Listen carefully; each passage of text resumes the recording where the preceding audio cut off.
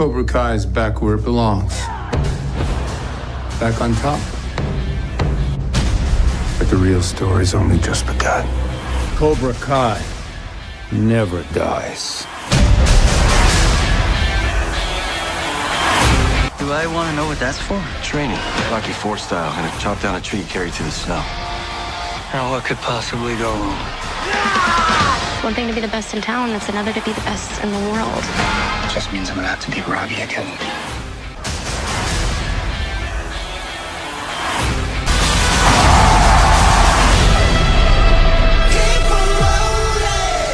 I have got a burning question for you today. We have been diving deep into Cobra Kai series on this channel, and I want to know who is your absolute favorite character from Cobra Kai series. Is it the heroes who steal the show with their charisma?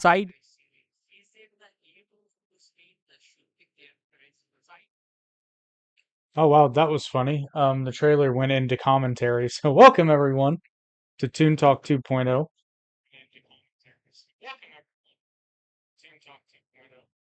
Did you just say you are the knight? Did you just say you are the knight? Did you just say you are the knight? Yeah, you know what's funny? They couldn't hear you. My bad. Now they can. Yeah, you know what's funny? They couldn't hear you. My bad. Now they can. Yeah, you know what's funny? They could. Now they can. Yeah, you know what's funny? They could. Now they can. Yeah, you know what's funny? They could.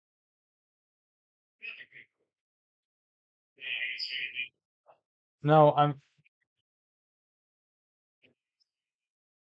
no, for some reason I can't hear you, buddy. I can, but they can't. For some reason I can't hear you. I can, but they can't. And no, you should. Oh, damn it. Okay, never mind. I just fixed it. And no, you should. Oh, really? So I was in a cold thing called Okay, mute. never mind. I just fixed it. You think that it was? Oh, really? So I was in a cold. Yep, that was it. I Yeah. thought I had unmuted it. So My let bad. me do that again. I am the knight. I am Batman. Sorry, this doesn't have to do anything with the podcast today, but I was just, before we started, I found this lamp and I think it was cool. He was having. Hello, everyone. He was having a lot of fun with the light. Yeah, I found the light. Oh. I shaved. I got a fan here that it make me look like Michael. I just need a couple of kids behind me, and everything will be fine. Anyway, welcome everyone to TikTok 2.0. Let me tell you that today our boss, friend, and dear amigo is a little serious today. And look at him. He looks serious. Probably because he gave me a task of describing the Karate Kid movies, and he forgot what I think about Ralph Macchio. Because I stick with my boy, Barney Stinson. We hate Ralph Macchio. We do. No, So, I didn't forget. I hate Daniel LaPusso too. oh, thank you. I didn't know that. Oh yeah, Daniel no, is Johnny I is mean, the don't get me Karate wrong. Kid. Yes, John is the Karate Kid, exactly. Same, but anyway. Today we're gonna talk about the glorious return of a lost franchise that suddenly Netflix took and bring it back because even they put Will Smith's son and Justin Bieber saying never say never, sing a song. The movie is not bad if it It wasn't is called bad. The Karate Kid. If it wasn't called The Karate Kid, it could be a Kung Fu Kid. And everybody would say, oh, it's like Karate Kid, but they wouldn't mess with the story. However, as you guys follow us and listen to our podcast, you guys know that I'm a big, and Jake is a big fan of How I Met Your Mother. That is what initiated the return of Karate Kid of interest of the people. Believe it or not, there's an episode where Barney Stinson is getting his bachelor party, and they bring Johnny and Ralph Macchio back to the show, right? I mean, Billy Septa, but Danny LaRusso and Johnny, and that started everything. He got one of the show with more ratings in the story of the show, so that initiated for the people on Netflix to get interest to reboot Cobra Kai, and we're gonna talk about this today. I really think that we gotta go in chronological order. So thanks to our sponsor McDonald's that is sponsoring Jake's drink today. I want to thank the people that make a beautiful border for this perfect moment, but our boss decided not to use it. You see, I'm on his nerve today. It's It'll not like the make guy's gonna sense. be millionaires. It'll It it'll makes make sense. sense. It'll make sense. It makes I sense. promise. I But thought I was actually, gonna have here things. no, not That here. was what it's supposed to be here. No, not here. I mean, Anyway, we can do it here, but we will do it, and let's say the people talk about, think about it, right? Let's figure out later. which, by the Right way, this now, podcast is actually brought to you by One Weekend at HorrorLand, which will touch on that. I almost said touch on them. That sounded dirty. We'll touch on that a little bit later because I don't want to touch yeah, those guys. I love them, but I don't want to touch them. tell people you don't even like this one. You just like pets. I'm pretty sure they don't want to they don't want me to touch them either. So, I think that in the last meeting you touched them and they touched you. Anyway, and I'm pretty and sure they I've touched them. I remember. And I'm pretty sure that's the reality why the four of you guys get goosebumps every time you guys talk. But you know what? I respect there is nothing wrong with that. I care How about you that there's guys. anything wrong with them? Yeah, you know what? I barely slept last night. Believe it or not, guys, we work 24/7. I know it sounds like a cliche, but I text. At one time, I text 6 a.m. in the morning, my 2 a.m. in the morning with a new deal from another country. We barely sleep. So if we say something improper, sorry. If you really think that I'm being unpolitical correct, that means that you're not a fan and you haven't been following us for the last year. That's my job, to be politically correct. I don't even know how to say it. Being politically correct is so boring, though. Everybody does I it know, now. It's I lame. know. It's lame. But what do you think if we jump to the topic today that is Cobra Kai return with the next season on Netflix? And why we don't jump from the beginning with Karate Kid number 1, that I will call the East Coast Beach come to bother the West Coast hardworking What part. it really is, it's the fall of Johnny Lawrence. Yeah, yeah, that's what it is. We got a little clip for you. Are you ready for the clip? I didn't know about the clip. What clip? I sent you 3 clips Oh, from the you wanted movie. those on. Okay, hang on. I can do this. I can do this So real we fast. put it and we talk. We My put bad. it. My You bad. see, My bad. people. My bad. But you My know bad. what? You know what, people? It's good. We've really been tired, and we're here with all our love for you guys, and we're gonna continue doing this no matter what. It's just a lot of work. But meanwhile, I can do my hair. You think I need to cut my hair? What do you guys think? Like chop it? I don't know how to control. It's like, oh, Sorry. you look Sorry. good. I got Very. a light sales. Anyway, I'm being really interested in not a nasty way. I know it's gonna sound weird. When you find the clip on OnlyFans. I've been following because we want to open a podcast with people talking about the usage of OnlyFans. So I haven't opened one, but I find weird and surprising how everyone is doing the same techniques to drag people to OnlyFans. Now, let me be honest. I never click. I just see the offers and things like that. So I'm trying to understand why people are consuming more than $1 billion in OnlyFans when It's funny. They've actually done a lot of studies, and I've read articles and heard podcasts about this. So basically, they exploit the dopamine receptors in the brain through yep, various ways, and it's the whole thing about keeping you wanting more. It's apparently very similar to how people get hooked on narcotics, not chemically, but in but the no, brain. but Yeah.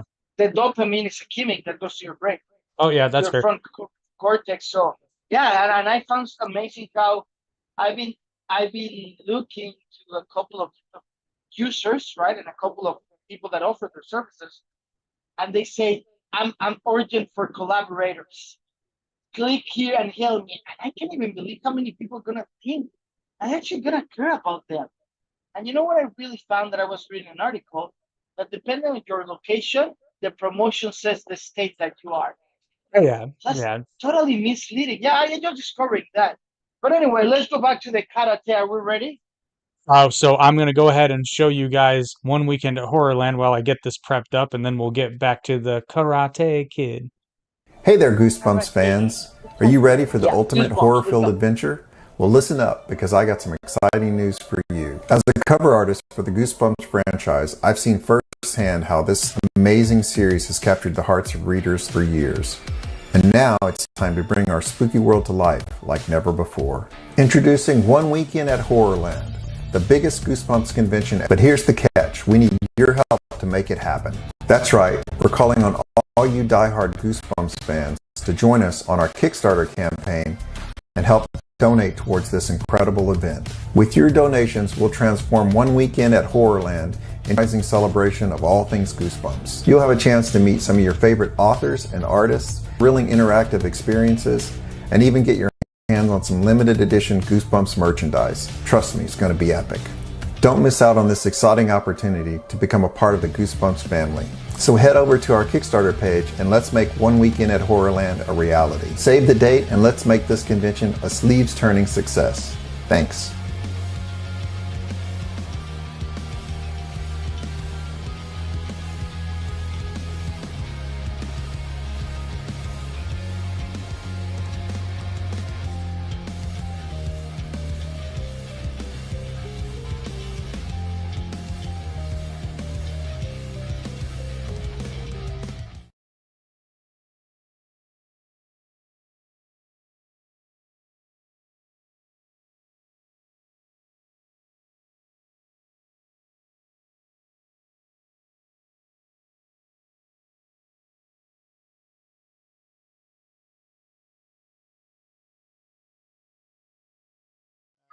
You guys get to watch me do this real quick.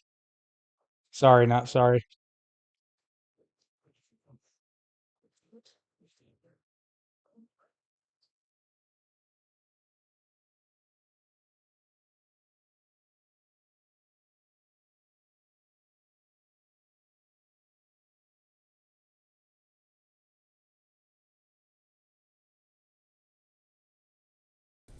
So here we go. I'm gonna be fast. So we got all the characters here by North So Pragmatic. They moved to let me tell you LA. what's going on here. Okay, I'm gonna shut up.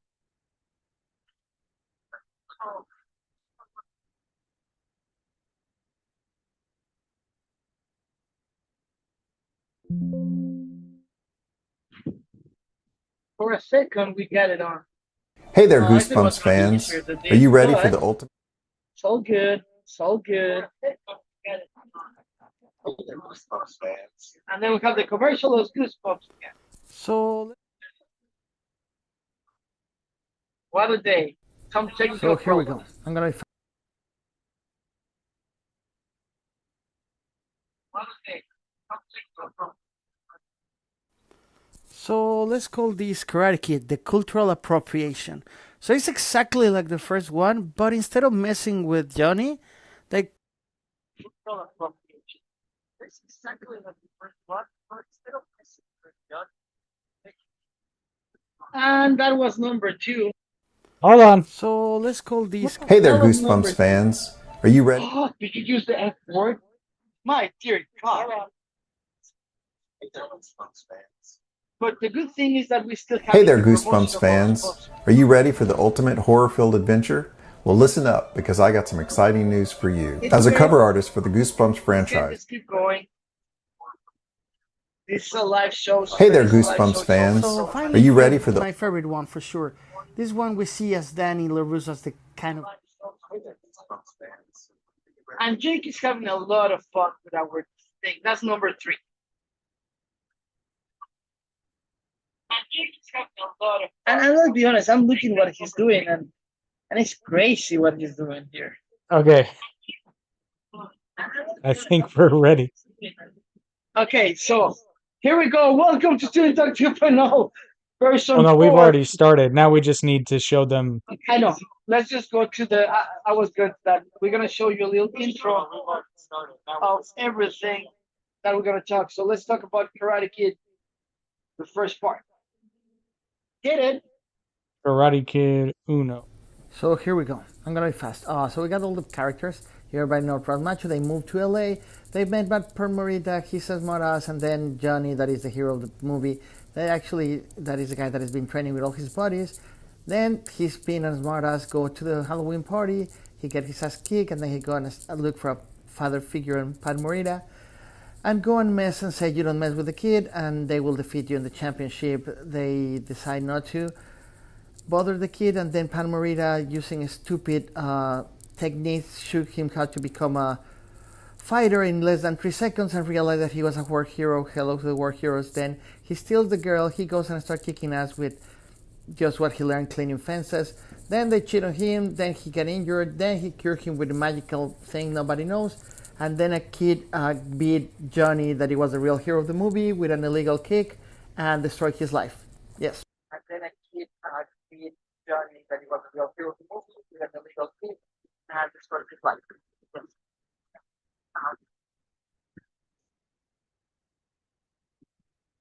Thank you. So let's dig into that a little bit. More than my personal taste for the movie, when I was a kid, I liked the movie.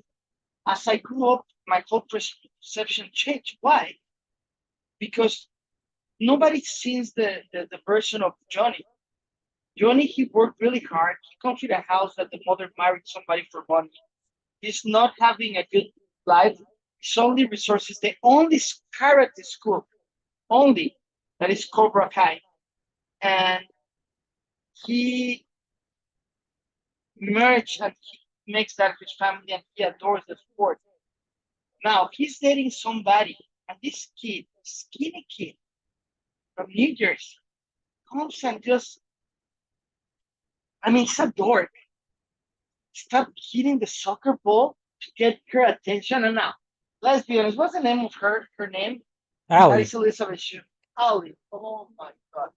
Just for the record, people, don't even start with me saying, well, oh, Ali's cute. Let's be real. Ali can't even finish one movie when she's already dating a football player. And it's mentioned in the second. She goes to college. Oh, and in the okay. first week, she finished with that. So see a pattern there. That is not true. That is not true, actually, though. They retcon it in Cobra Kai. Yeah. But I agree. I don't. But to be fair, I don't believe Ali in Cobra Kai. That sounds very convenient.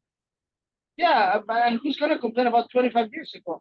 Well, but also, I make this joke, and I mean this with all the look, because I love Cobra Kai and I love the Karate Kid, but the credits would roll after 10 minutes if before they started getting into a karate fight, they were just like, hey, we're adults here. Maybe there's a misunderstanding. Well, I don't think if we clear and communicate clearly the problems, we will never have a show, and every show will be, like you say, 5 minutes stop, 10 minutes stop. I think I saw like a meme one time where like it showed Johnny and Daniel at the beach before they fought, and it goes back and forth, and it was like, hey man, Allie's my girlfriend. We broke up recently, but we're still trying to patch things up. And Daniel goes, oh, sorry, bro. I had no idea. She was just talking to me, like, and he's like, it's cool, bro. And then it just says, like, it just starts rolling the credits. Yeah.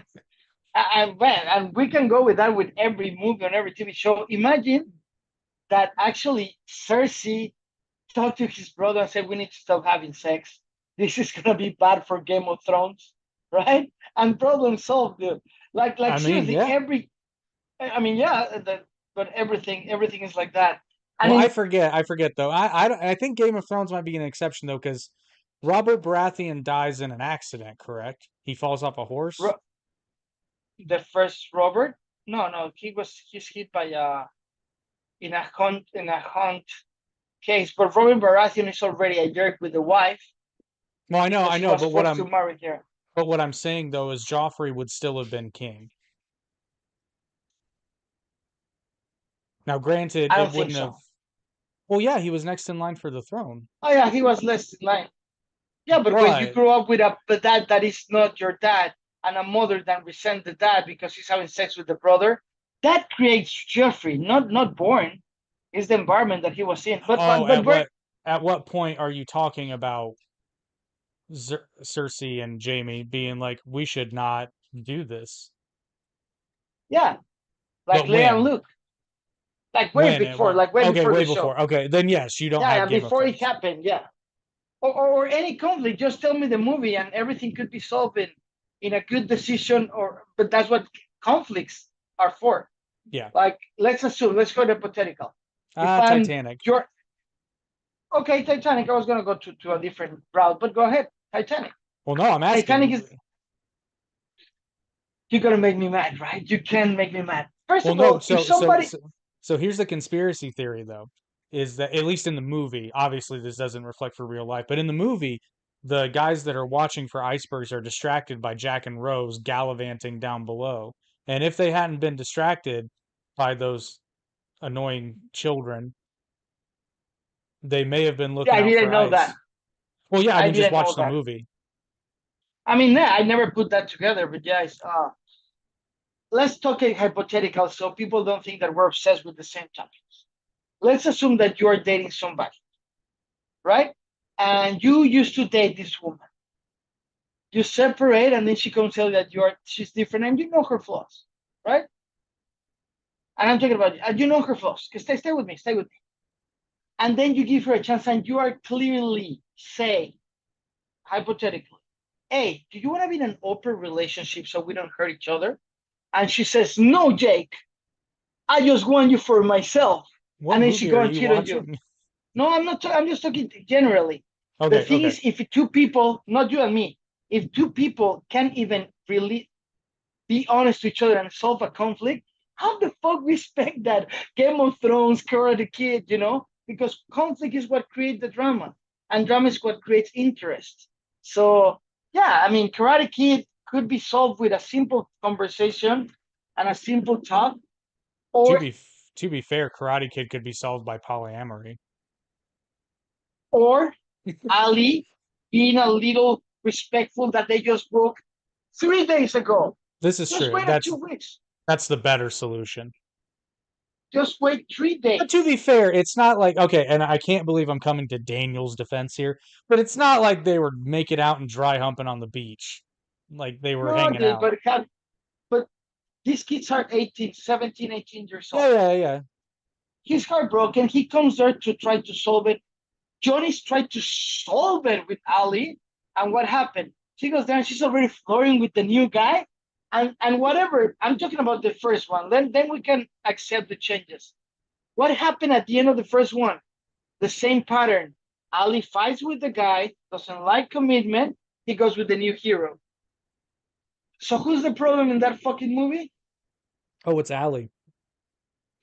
Like, I imagine. Well, You say technically it's Daniel because here's the thing. Even if you're one of those people who I know it comes off a bit hyperbolic, but honestly, I do think Daniel is kind of the villain in that story in a way. yeah, it is. Could Johnny have been a little bit calmer? Yes, but also he's 17, just like you said.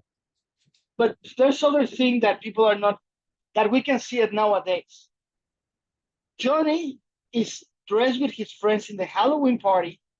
The thing's already cool off. That's what I'm and getting he's to. smoking a joint. He was Which is gonna like be to relax. yeah. Then he was gonna be relaxed that night because the kid is obtuse and angry because the girl he's already accepting that the girl is going someplace else. His friends are telling calm down and they're gonna smoke a joint. And what Daniel does, fucking jerk. If somebody does that to me, Completely unprovoked, mind you. That was not. They had agreed to leave him alone and there's another scene where Daniel rubs it in their faces. After Daniel is a little bitch. He's acting like he beat him up and not Mr. Miyagi.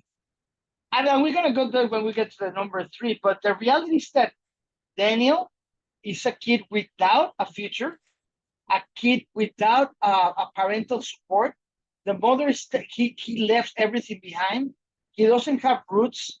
The mom is so concerned about surviving day by day that the kid's alone without a father, and he's misled. So much misled that the first person that he knows in freaking LA, California, he takes him as a parental figure, as a father figure. Mr. Miyagi could be a freaking rapist. Could be. He could. Oi. No, but Daniel-san, No, fuck Secret who. secret to karate is flexibility. A flexibility of the asshole. Anyway, so so either way, when Breathe. breathe in, breathe out, breathe in, breathe out, suck. That's funny. But the reality is that it was a good movie because a lot of people were in that situation, right? And that was a good cultural movie. And even we agreed that the Karate Kid is Johnny, right? Yeah. I feel really good that now with the Cobra Kai season, we can see the size of Johnny. You can realize how much he was abused by his father, stepfather, how the mother just was there, right? And he takes again. I think the problem is the lack of parental guidance in the whole movie. The subtext is, "Mom, take care of your kids. Mom, see, you're gonna marry, right? Instead, not just do it for security because your kid could be really damaged, right? And that's just being cautious about the future. But, Daniel San. But let's talk about how he trained Daniel San, bro.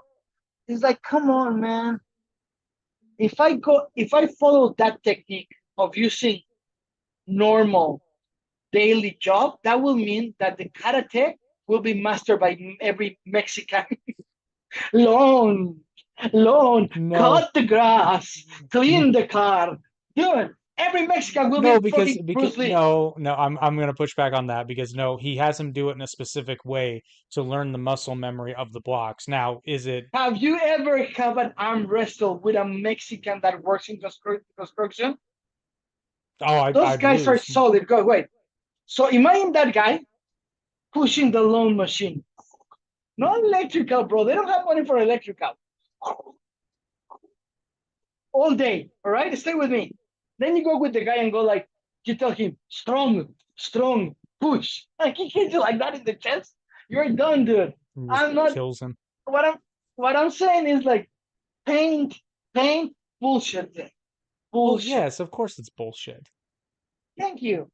I'm just If saying in the that were logic real, in the logic of the film that it's building muscle memory, which there's something to that, but I think there's probably a more effective way, like, oh, I don't know, training. job training, and something. Let's assume that that's great and magical and it's good and it became a national treasure. The waxing was because it's good. Let's accept it. I don't like the character, but I love the movie and I love the franchise. You're not gonna like this, but the way that in the remake of the Karate Kid with Jalen Smith, the training has more training on it. It is better training. So I mean, I know the '80s and everything was easier and fluffy hair like mine today, but I mean, I like it. Karate Kid, the Karate. It's a good movie, generally speaking. Yeah. Well, I find the most effective way to teach someone a technique is what we do in Krav Maga. You show them the movement, then you show them what the movement is for, and then you do drills of varying speeds and intensities. So, like when you learn hook defense, they say, okay, to defend against a hook, block out. Now, why do you keep your arm at a 90-degree angle? Then they show you somebody throwing a hook. If it's not 90, it'll collapse on you. If it's too far out, you might miss it. So 90 strong. And then you do drills where you block hooks for an hour.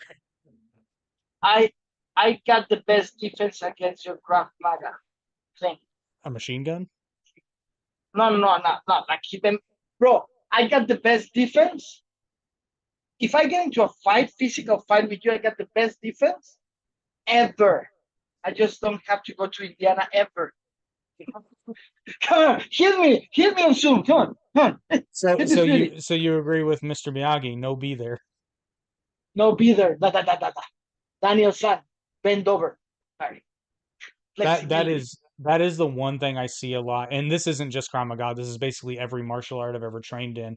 Is when people are sparring, they have this idea that they have to like block everything, and I was horrible at this.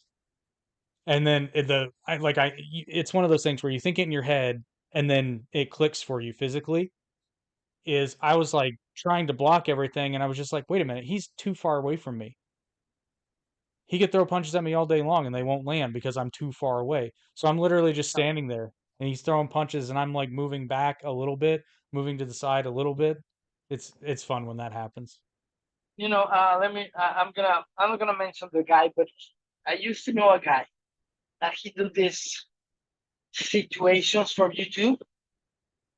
I remember one day she's like, just film. I go, what you gonna just film? And we went to an MMA school in Mexico City.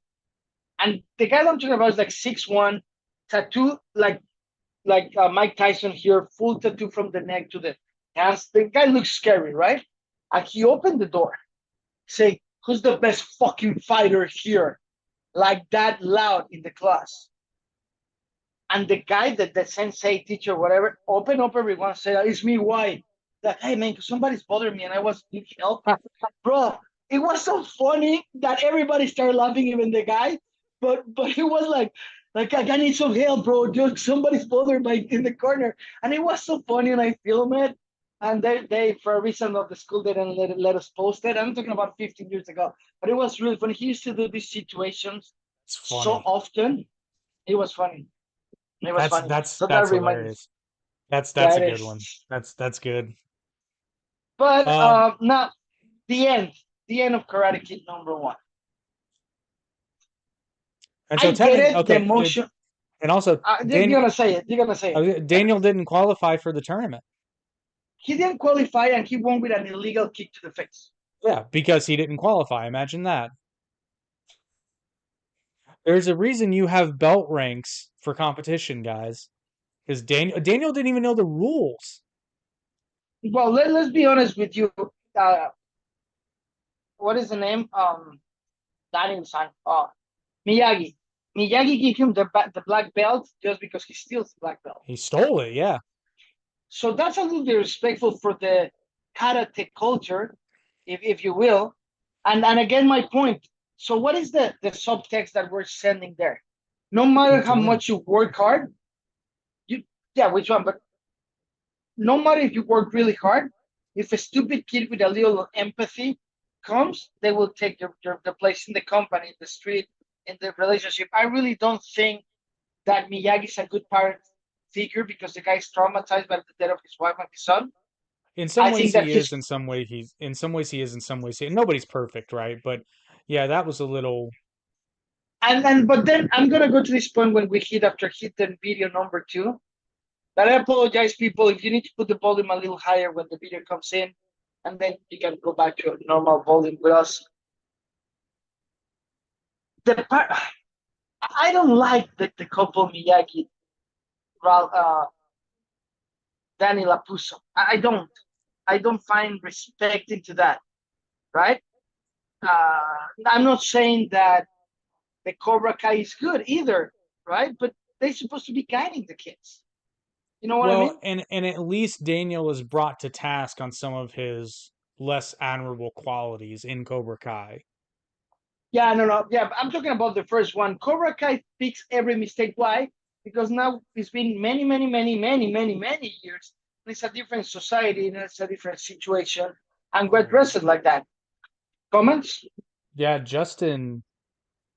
Wow, Justin has a good question. Who's a better mentor, Mr. Miyagi or Mr. Han, Jackie Chan? I think Jackie Chan. Let me tell you why, Justin. I'll be honest. I think I might agree with you. But because let's cut the character to the chase. We have pros and cons.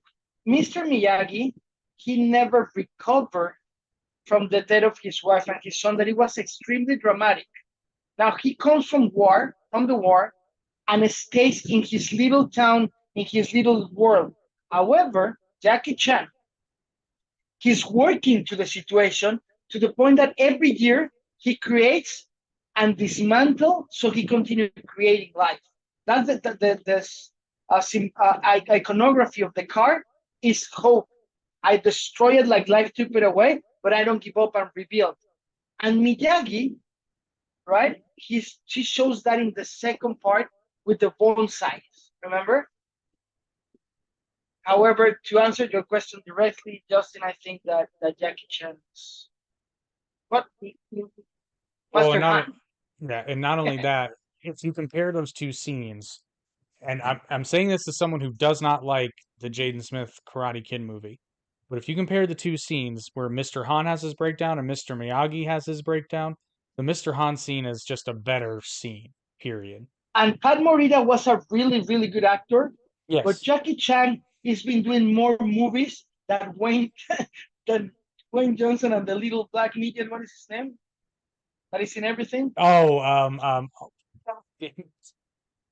know, I don't. I know his name. You know, he's everywhere. He's everywhere. I just start looking. Son of a. And I like Kevin Hart. Kevin Hart.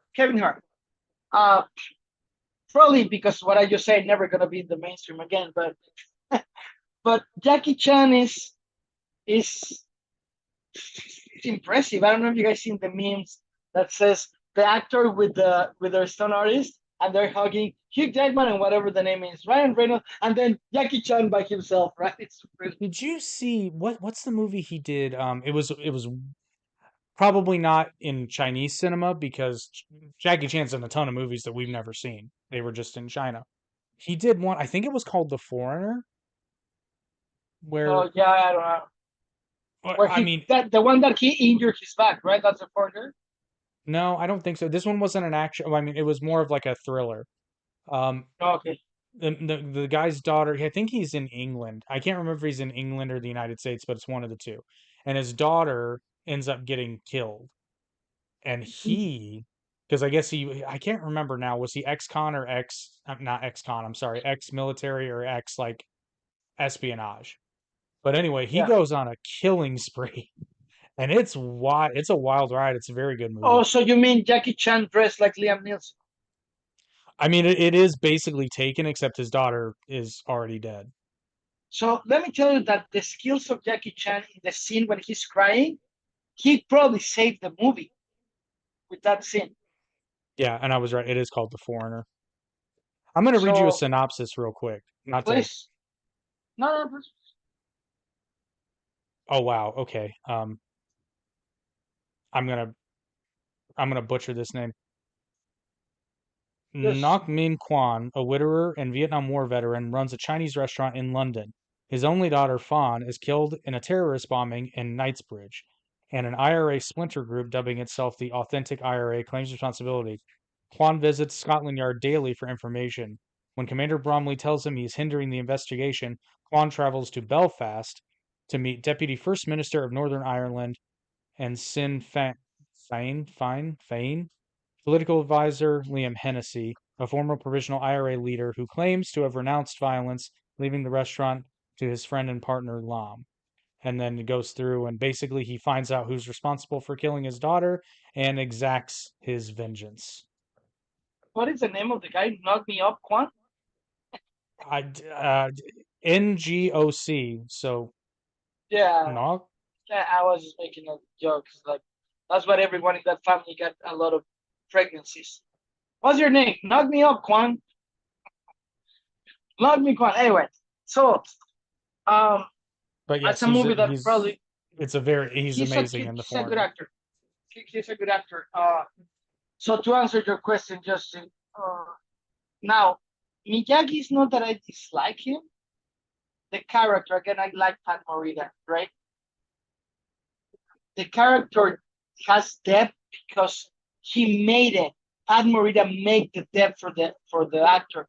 The character itself is really flat. We don't know anything about him but one scene. We know barely nothing about Mr. Miyagi. So that made me wonder the choices that Daniel San takes. Now, would you take a car from a stranger? Well, by that point, he's not a stranger. He's a mentor. Bro. They've been knowing each other it's like Obi-Wan and Luke. It's like he's the first guy that greets the hand, you're gonna grab it? Come on, let's be a little honest right now. That's how Ted Bundy got their victims. That's exactly how Ted Bundy got their victims. Hey, you need help. By that point, they'd been I almost said together. They've been training together for at least weeks, if not months. But you know how much time is between the bet till the tournament, right? That's 4 weeks, if I don't recall wrong. I can't remember. You're probably right, but it's in the script. They got to move it along. And Anyway, hell, he fixed up the guy's fucking house. I mean, shit, he owes him a car.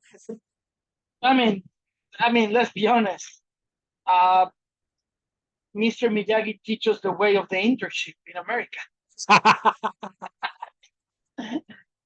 I teach you something. Come and clean the house. Mr. Miyagi, what's the secret to Miyagi-Do karate? Unpaid internship. You know what? You talking like Miyagi right now. I can't forgive myself if I don't ask you for a little combo between Mr. Miyagi teaching his new student Donald Trump. Please. Just 2 minutes.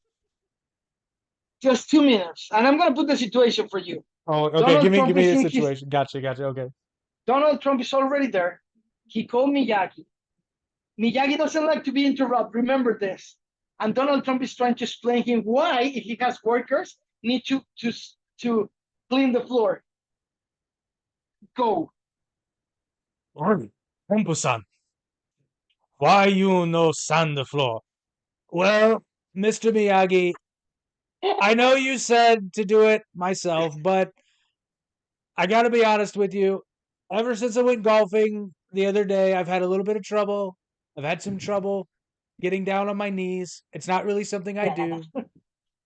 So, you know, we're in California. There's a lot of Mexicans. I love Mexicans.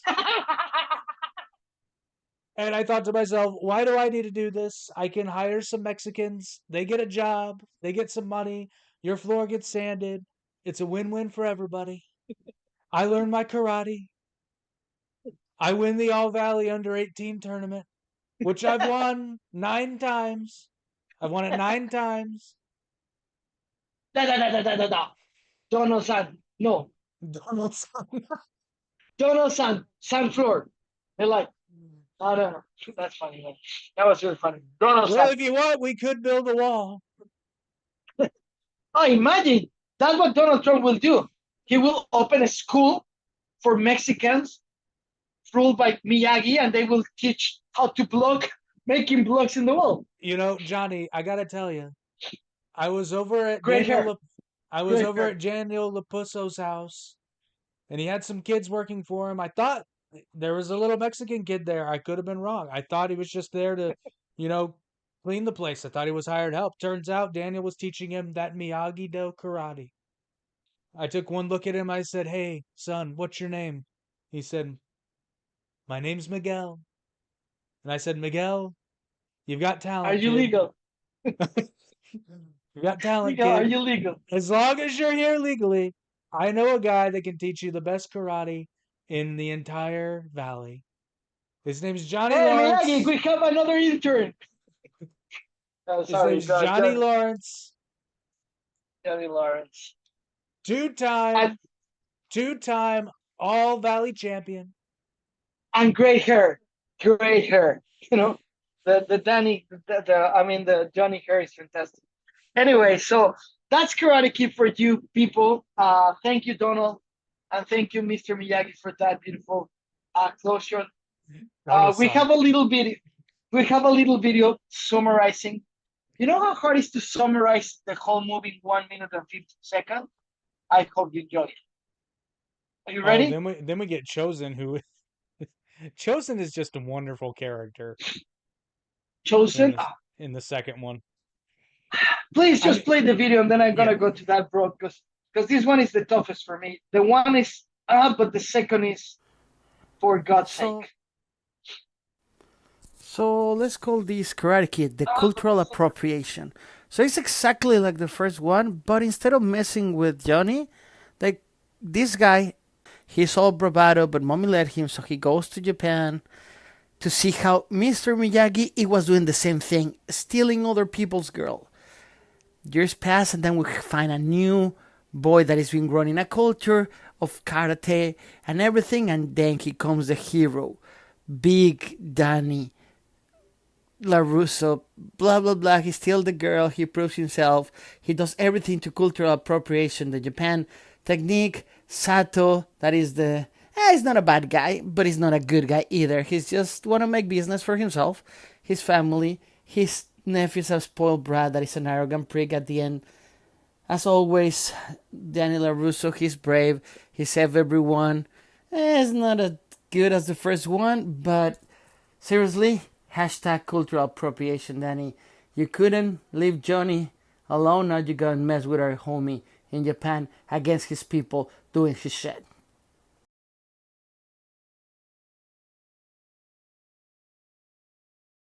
And that is Karate Kid Part 2. That's appropriation.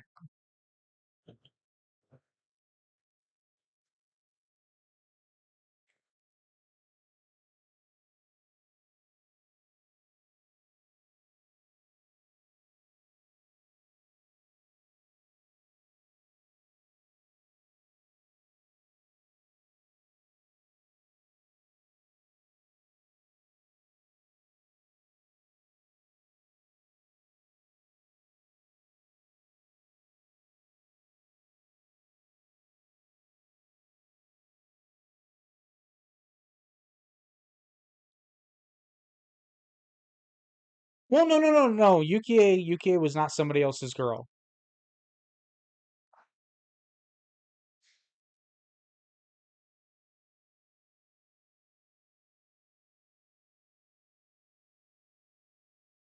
But hang on, you're starting from a false premise. Yukie was not Chosen's girlfriend. I'm just saying. I'm just saying, Virus.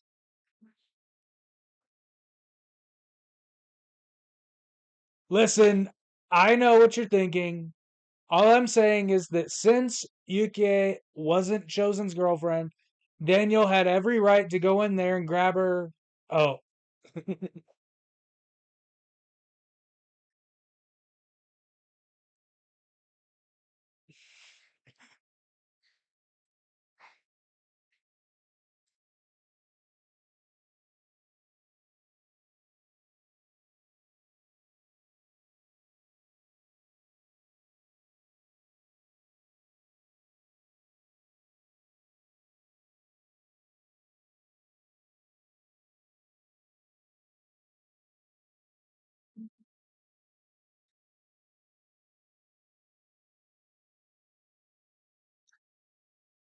On his best friend girl. Seems familiar? Generation stuff? Seems familiar? What happened? What happened? I just saw movement in the screen. What happened? What happened? What I don't happened know. is that the damn mute button isn't fucking hitting it. Oh my god! So what? What? You know, this is technically your fault. Why it's my fault? I'm just kidding. It's totally my fault. Okay, just the funny part of this is like you see people. If I didn't say anything, you wouldn't say anything to me. I read the patterns of everyone. That's my job in this company. You're like, what? What? Anyway, going back to the point, Daniel LaRusso goes there, and come on, Danny, can you leave one girl from us humans? No. Whatever he goes, he wanna hit the girl. He wanna hit the girl. He wanna come on, dude. Leave one. I love how he gets, which I'm jumping ahead a bit. I love how he gets just completely cock blocked in the third one. And the third one is my favorite one of the trilogy, but I will talk about that later. Second one, Miyagi shows us that he was disrespectful, like who? Like Danny. Oh yeah, they're two peas in a pod. Now he did steal somebody's girl. The same that he did in the first one. So that combination is really bad. Seriously, people, if somebody has a boyfriend or a girlfriend, do not get involved. Do not. It's really easy. Or you could just get involved, be challenged to a fight to the death, and then not show up. And that meanwhile, no, but seriously, there's so many polyamorous situations. You just gotta be honest. You know what? I like to have many cocks. Hey, you know what? I like to get many pussies. I mean, talking about relationships, You like to do right? what now? Not me, Dom. I'm talking hypothetically. I want to have many couples. I prefer not to have just one. Somebody asks you, you want to be exclusive? Just be exclusive. No, say no, because all the conflicts are because of that. Seriously, it's really easy. What happened? Mr. Miyagi started hitting on his best friend fiance. What was a weekend thing? The fiance. And what he did, instead of facing the problem that he's been teaching from the first one, what he does? He runs to another country. Well, he's just following his own advice. No, be there. Yeah, but you know, the problem is Mr. Miyagi is not a good example, people. He's not. Not stellar. In fact, I think you can make a case for Sato being a better sensei, technically. Both in like I don't want to say virtue, but both in like not just in instruction, because let's be honest here. Especially by the time we get to Cobra Kai, Chosen is a far better martial artist than Daniel. And I don't get what he wins. Let me say what he wins, because this time we're not cleaning fences. He got a little drum that goes and does this. He's dancing the cha-cha. Yeah, all I gotta say is try that in a real fight. See how well that goes for you. In a Not real well. fight, in the first one, Danny wouldn't even qualify. In the second one, Danny will actually get killed. Well, and that's another thing. So what they're doing in all the movies and in, I don't know about the new tournament. Oh, with the fan, that's Kylo Ren looking shit right there. Now go ahead, start crying. Oh, why you mad my mommy? Sorry, that was Kylo Ren. My mommy. So, but the kind of fighting they're doing in the tournaments is point sparring. So basically, you land a hit in a scoring area and you get a point, and then it stops. Here's the thing.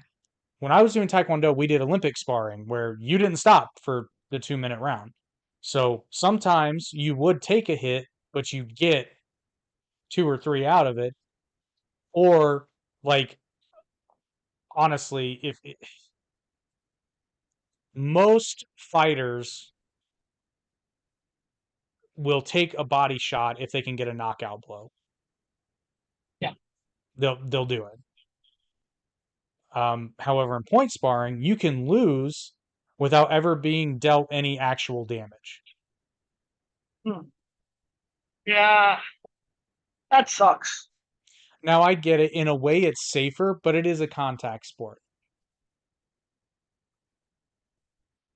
You know what? I never took a class like you on that. Like we have a new podcast coming, really impressive, right? With guys that actually work out every fucking day. Yesterday we were having, and let me pause this because I want to talk about it for a second. Well, you know what? Let's finish Karate Kid 2 and then we go to talk about that podcast. Yes, he got better skills. Yes, Danny comes to a culture being offensive and trying to steal everything. I don't appreciate it, but what happened? Danny's just horny. He's an insecure, horny boy that matters to find a horny guy that does exactly the same that he does. So Karate Kid 2 is the worst for me.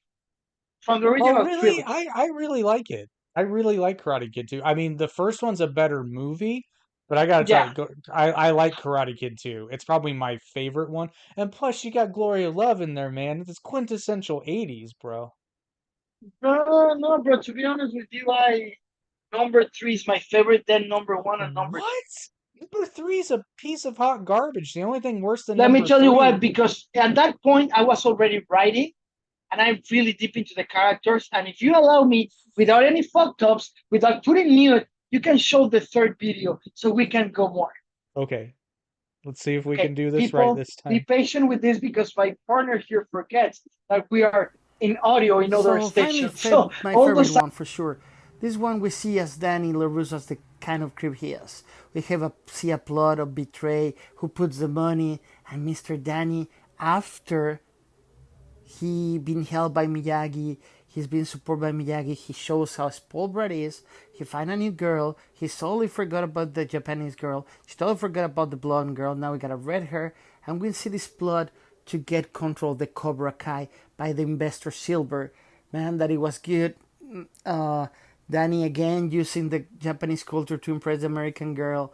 He messed it up because he's disrespectful. He damaged the legacy of Mr. Miyagi. He disrespect Mr. Miyagi. Even he gives him everything. He falls into this plot with the bad guy, and he starts training and releasing and showing us who the person that he really is. And it was all a trap by our good Cobra Kai creator and sensei, and it's all a trap to make him despair. Mr. Miyagi saves his ass again, and again he needs to win. But whatever. Okay, you are not muted this time. Okay, you are not muted this time. That's not funny. okay, sorry. That's not The funny. reality is that in this moment, I like this one because he shows Danny LaRusso for the piece of shit he is. He betrays his master. He wants to do whatever he wants, and guess what? Why? What is the reason? To hit with another girl, dude. Grew up, Danny. It's not Who, about t- the pussy all the who, time. who tells him that she's not interested at the outset? And then he goes, and the only guy that helped him, he betrays him from pussy. That's it. And that's what I like him, because Danny actually showed the piece of shit that he is. And then he got a better offer, and he goes with the bad guy that Silver is his name, right? What's his Yeah, first name? Terry Silver. Terry Silver. Terry Silver is my favorite character after Johnny. I gotta say, the one thing I definitely can appreciate about Karate Kid Part 3 and later in Cobra Kai is just how zero fucks were given when it came to Terry Silver. I mean, this guy is a fucking cartoon character. And it doesn't matter. Like, there's one scene where he's in his bathtub on his phone, right, in a bubble bath. And Yeah. he's like, I don't care if it pollutes an entire ocean. Spit in the lake. Yeah, but let me tell you something.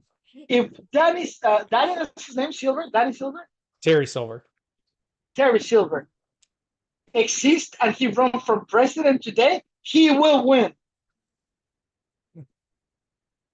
Good evening. I would like to announce my vice presidential running mate. He's a great businessman, an entrepreneur, a fighter, a great martial hero. artist, A an war hero. American hero. Terry Silver, everyone. It's I love the character because the way that he treats the Danny LaRusso is so stupid that he falls so bad for that. And honestly, when he's laughing behind the wall, seeing him hitting it's like, dude, you're a fucking genius. Because at that moment, Terry Silver is not avenging Cobra Kai, he's avenging the first and the second fucked ups of Danny LaRusso. So kudos for Terry Silver. Good, bro. I love you. We kill a lot of dogs in that lake, but I like you. Well, and because of Karate Kid Part 3, it got us an amazing season of Cobra Kai that we will touch on. And I also have to share, because again, what I can appreciate about the third one is just the sheer not giving a fuck about how hammy it is. Like it's a It's a real full, character. It's it's a really character. full It's more country. real. Well, not just him, it's also Mike Barnes. Like, I love how they show the magazine Karate's Bad Boy. I'm like, be fucking shitting me. But the thing is, it's like it's more real because what year was that released? 80, 91, 92? I think so, yeah. Because I think the And next that Karate was, Kid no, came I out in think 94. 91. Yeah, I Yeah. think 91 because it's that change of generation that the people that were growing, being an X generation, Oh, is jumping 1989. to 89. Is Yep. getting control. The young, good prodigies of the X generation are coming to take control.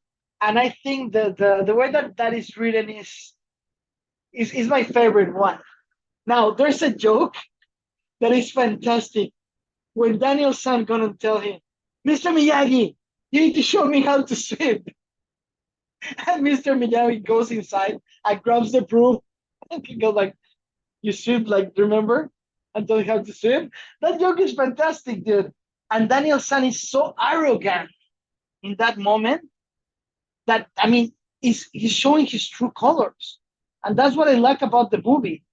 At that point, I'm respecting Ralph Macchio because actually he showed the real Daniel. Okay, I'll give you that. I'll give you that. Yeah, I'm gonna be honest. I can complain about the character development a lot, but still, I gotta be clear. I love the movies and I love the franchise, and the actors were perfect. Danny, he was perfect for the role. Ralph Macchio, as Johnny, as Silver, as Miyagi, everyone was perfect. Like zero complaint about the acting or direction of everything.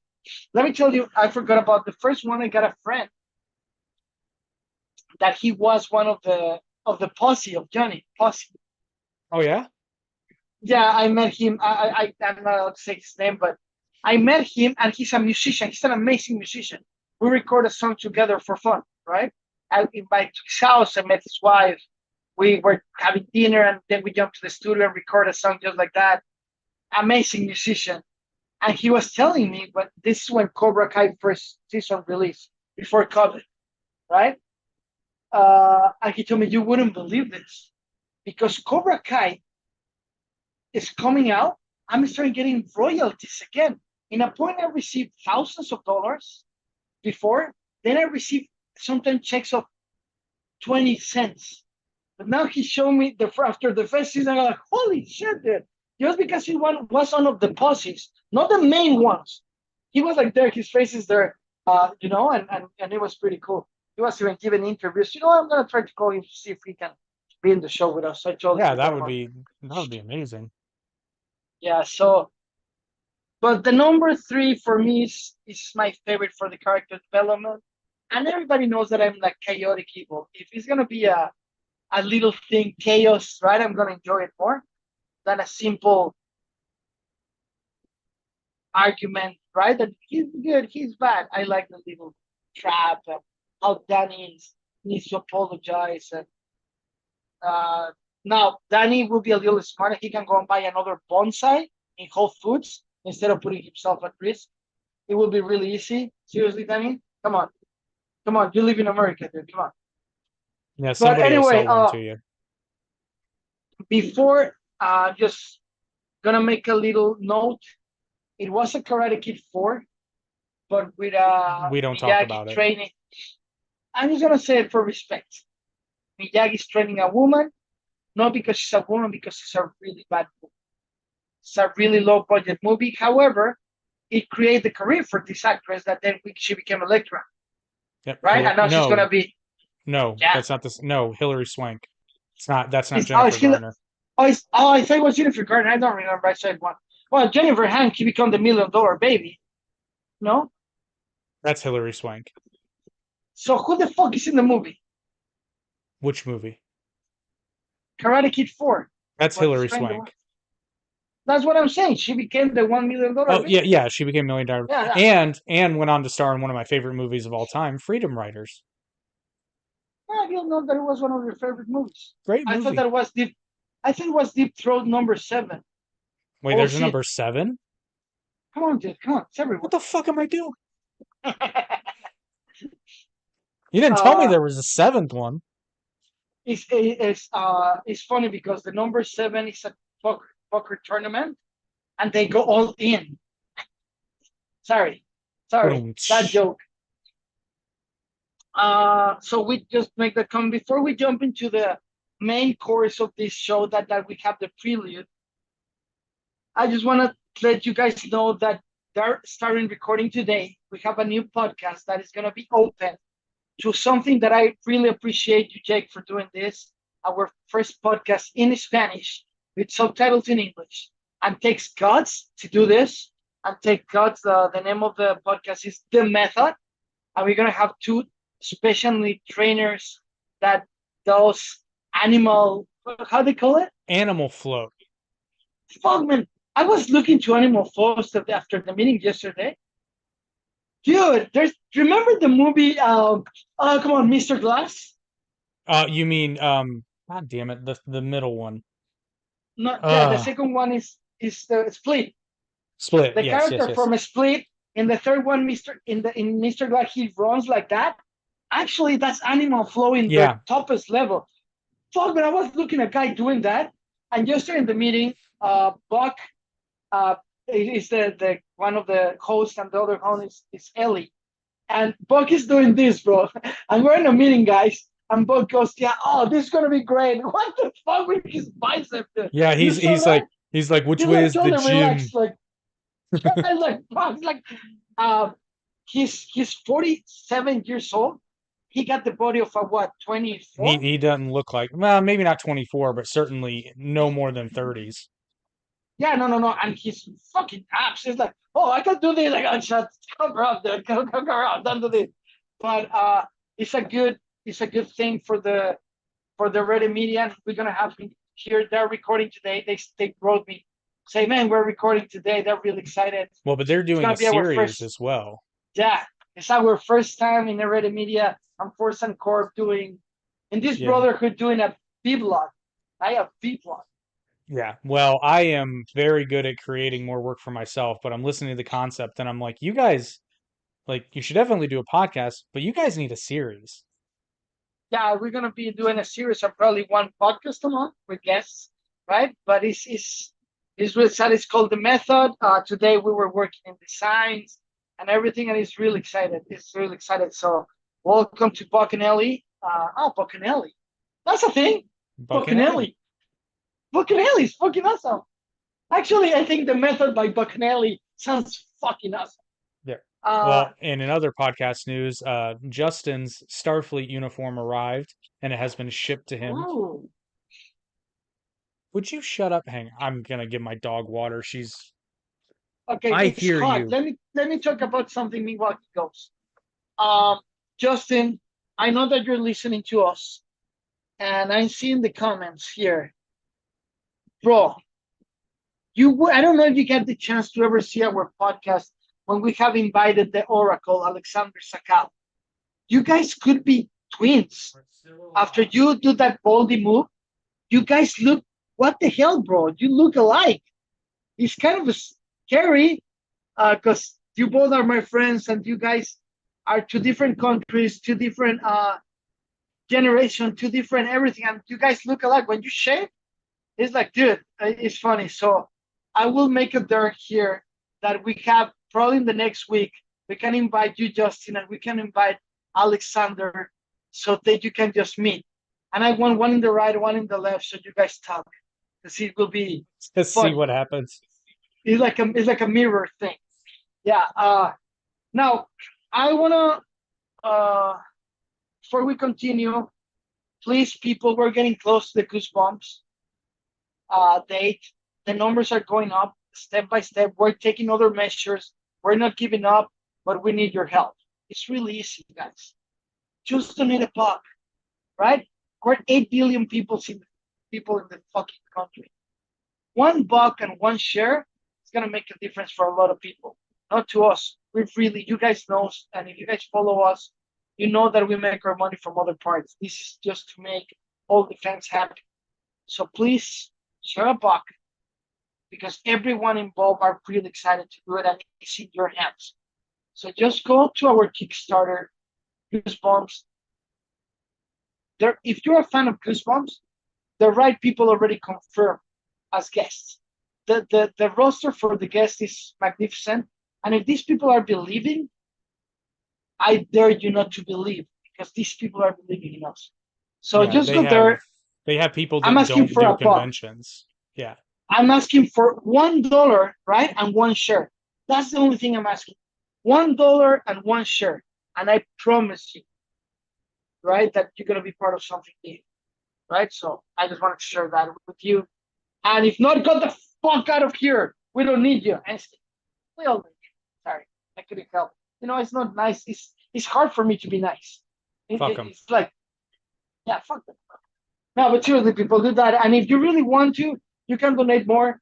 And if you, I don't want excuses saying, "Oh, I live in fucking New York. It's too far from me." Buy the $20 ones, and you're gonna be able to walk around through your phone and talk to people and do everything like digital. So no excuses. Now let's go and Cobra do it. Kai, Cobra Kai, Cobra Kai, Cobra Kai. Okay. Now, I watched the first season, the second, the third, and fourth. I watched them. I'm not gonna criticize it because it was good for me to watch it with COVID. But I'm gonna give the microphones to you because you're the specialist. I was a specialist in criticizing the first one. The floor is yours. So I'll actually never forget it because when I saw the trailer, it was a cold trailer, much like the Godzilla -1 trailer. I had similar reactions.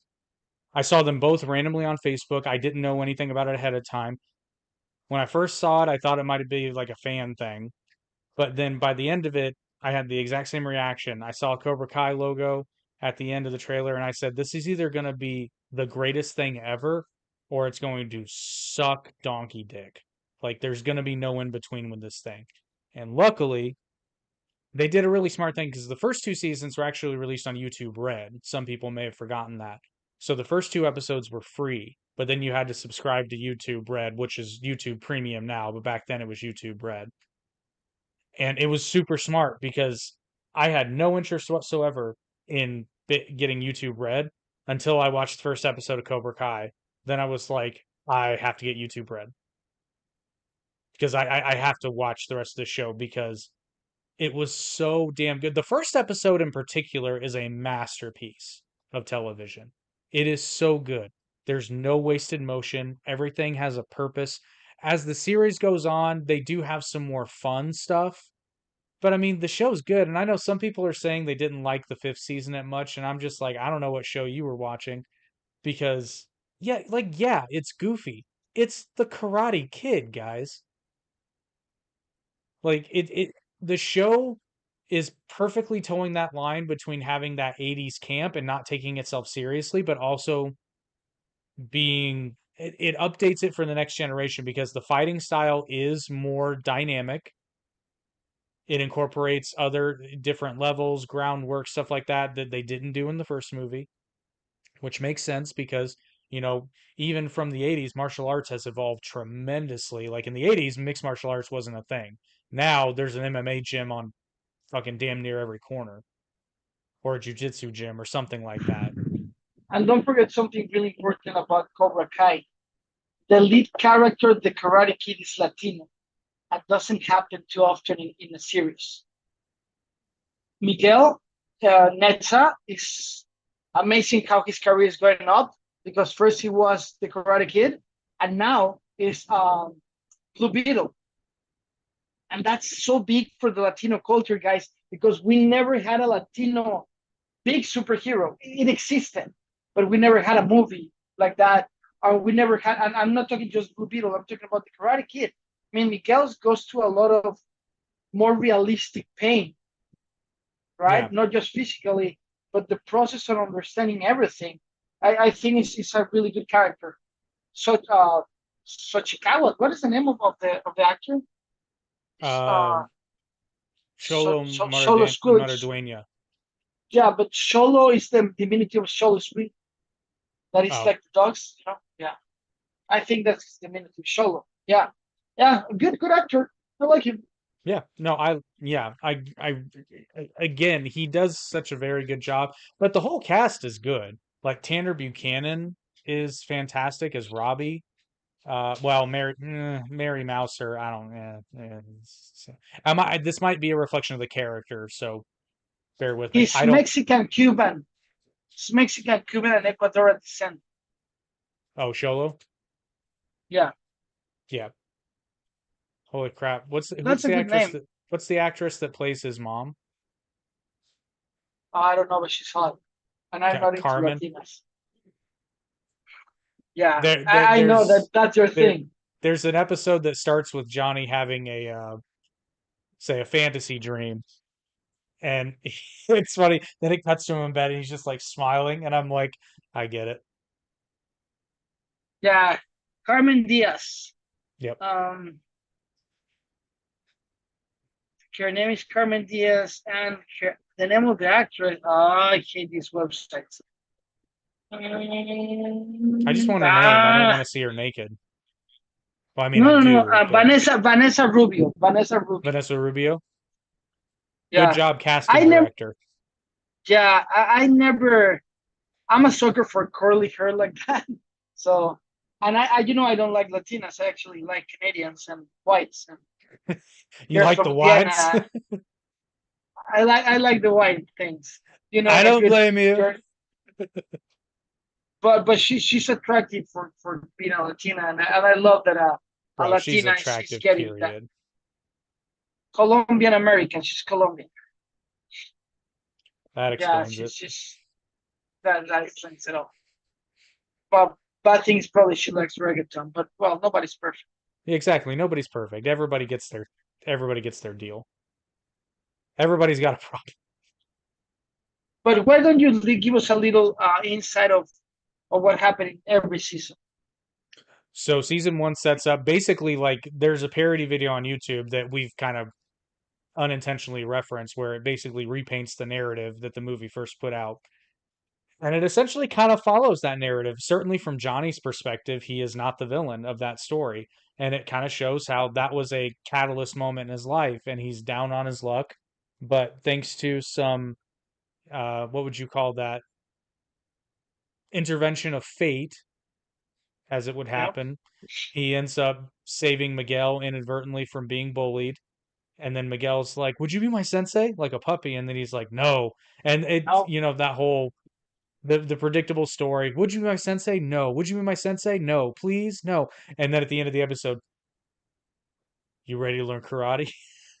yeah, But it's cool, and actually, it's very fun. As somebody who is very entrepreneurial minded, I get a kick out of stories like that because Johnny finally gets something back that he lost, and you can like and William Zabka plays it to perfection. That yeah. fire. William Sadka is a great actor. Yeah. He's supposed to be the Bruce Willis.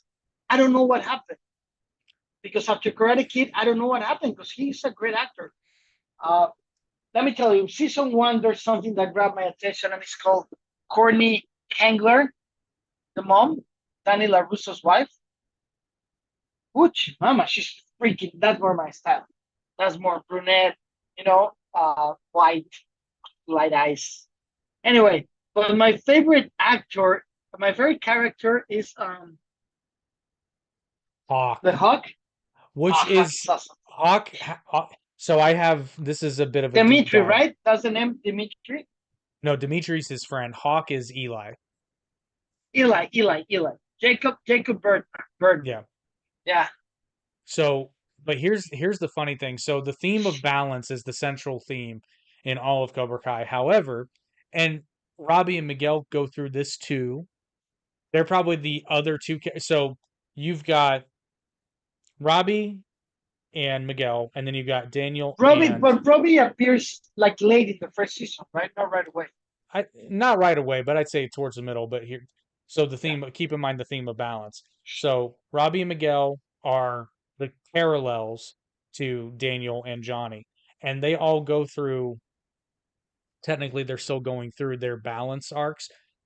Hawk not only goes through the full circle arc of learning balance, but he does it the best, in my opinion, because he starts out, and this is so Average Intelligence podcast. We've got a couple of Cobra Kai episodes, and I go deeper into it. But basically, I use Hawk as an example because the great thing that Cobra Kai does as a show is it showcases how different people need different things. So there's no one size fits all approach. You have somebody like Miguel and Hawk who start out very timid and passive, and they need that very aggressive Cobra Kai style to bring them out of their shells.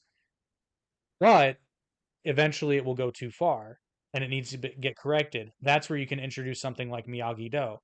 Robbie starts out very aggressive. Robbie's a little bitch. I don't like Well, and Robbie. we'll get there. But here's the thing. Robbie starts out very, very aggressive. He's on the opposite end of the spectrum. So he needs something like Cobra Kai to temper that and teach him peace, relaxation, balance, breathing, all that stuff. He and Miguel are total opposites when they start out. And then obviously Hawk as well. And Hawk is probably the best example of this because Johnny gives him the whole speech about how, like, hey, if you don't want to, if you don't want to be called Lip, flip the script, and then that's what he does. But then Hawk goes too far and then ends up not only seeing his good friend get hurt on his watch, but also ends up hurting somebody else, and he's broken up about it. Yeah. And then I mean, the way that he injures Miguel is tough. Nobody expect that ending. I mean, he gets falling from a second floor. He broke his back, and it's really something bad. Now, let me tell you something about Tanner Buchanan. Watch out, Hollywood. That's your next Brad Pitt. Give him 10 years. Yep. His acting skills are good. His looks are great. I mean, he obviously born the angry pool, right? Invented, but he's a good actor. I remember I saw him for the first time in what was the name of the show? The Ultimate Survivor, the one with Kiefer Sutherland. That is the president. Is that Lone Survivor? No. Let me just Google it. The Designated Survivor. I think Designated Survivor. Yeah. Yeah. So he's the son of the president. He's the president's son. Oh, okay. So I saw him there, and I remember I watched. I go like, "Oh, there you go, your next Brad Pitt," because he's a good actor, and he got the post. Yeah. And then in this role with Cobra Kai, he shows that he's not just a pretty face. Actually, had dynamics in his character because, like you say, they go to this archetype of evolution, as you do when you're in those ages from 16 to 20. Well, but I believe that's why the show resonates so much with even new fans. Because like we said off air, we were talking about, it's wild that there are kids that are watching Cobra Kai, and actually my girlfriend's son is one of them. There are people that are watching Cobra Kai that did not know that the Karate Kid series existed. And that's what we decided to make this podcast. And that's what we took the time to explain them in 3 minutes, 3 movies. Because I was surprised that people tell me, "Have you seen Cobra Kai?" I go like, "Yeah, I'm a fan of Karate Kid." And he's like, "Why?" The fuck's Karate Kid? I go like, dude. It's the Karate Neighbor, Kid. Please. Neighbor, please. But anyway, so I think that's why why it resonates so much with people, because first of all, everyone who watches the show, there's a character in there that reminds you of yourself when you were younger. And you get to see that person. Who will be you? In the first season, let's go by season. Season 1, who are you? What character are you? Probably Miguel. Of the kids, of course. Yeah? Never see that come. Probably Miguel, because I was a very nerdy kid, shy kid, but I wasn't so, like, I wasn't cynical like Dimitri, and I wasn't mute like Eli Starts. Funny. You wouldn't guess who I will be in the first season. In the first season? Tyler. No, Anthony LaRusso. I just didn't give a fuck. I was just playing video games all the time. I didn't care. Fair enough. I wasn't a part of but when I was 12 till I was like 14, I was like that. And like I didn't care. Like I was the bully yet, not the bully. Then I become Robbie King all the way to Johnny, right? But good times. Good times. That's funny. I never recognized myself as Miguel. I actually don't like the character of Miguel as much. Why's that?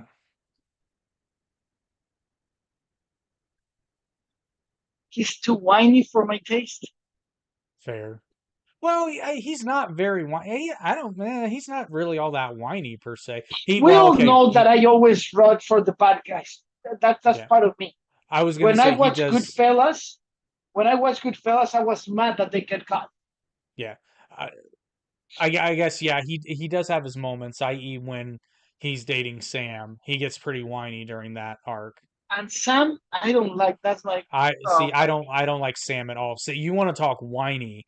Sam LaRusso is a Yeah, but whiner. Sam is a 16-year-old girl that is evolving, discovering her body. Remember Armageddon when they're talking about remember Armageddon when they're talking about their daughter with Bruce Willis? He's discovering his body. He's learning how to shut up.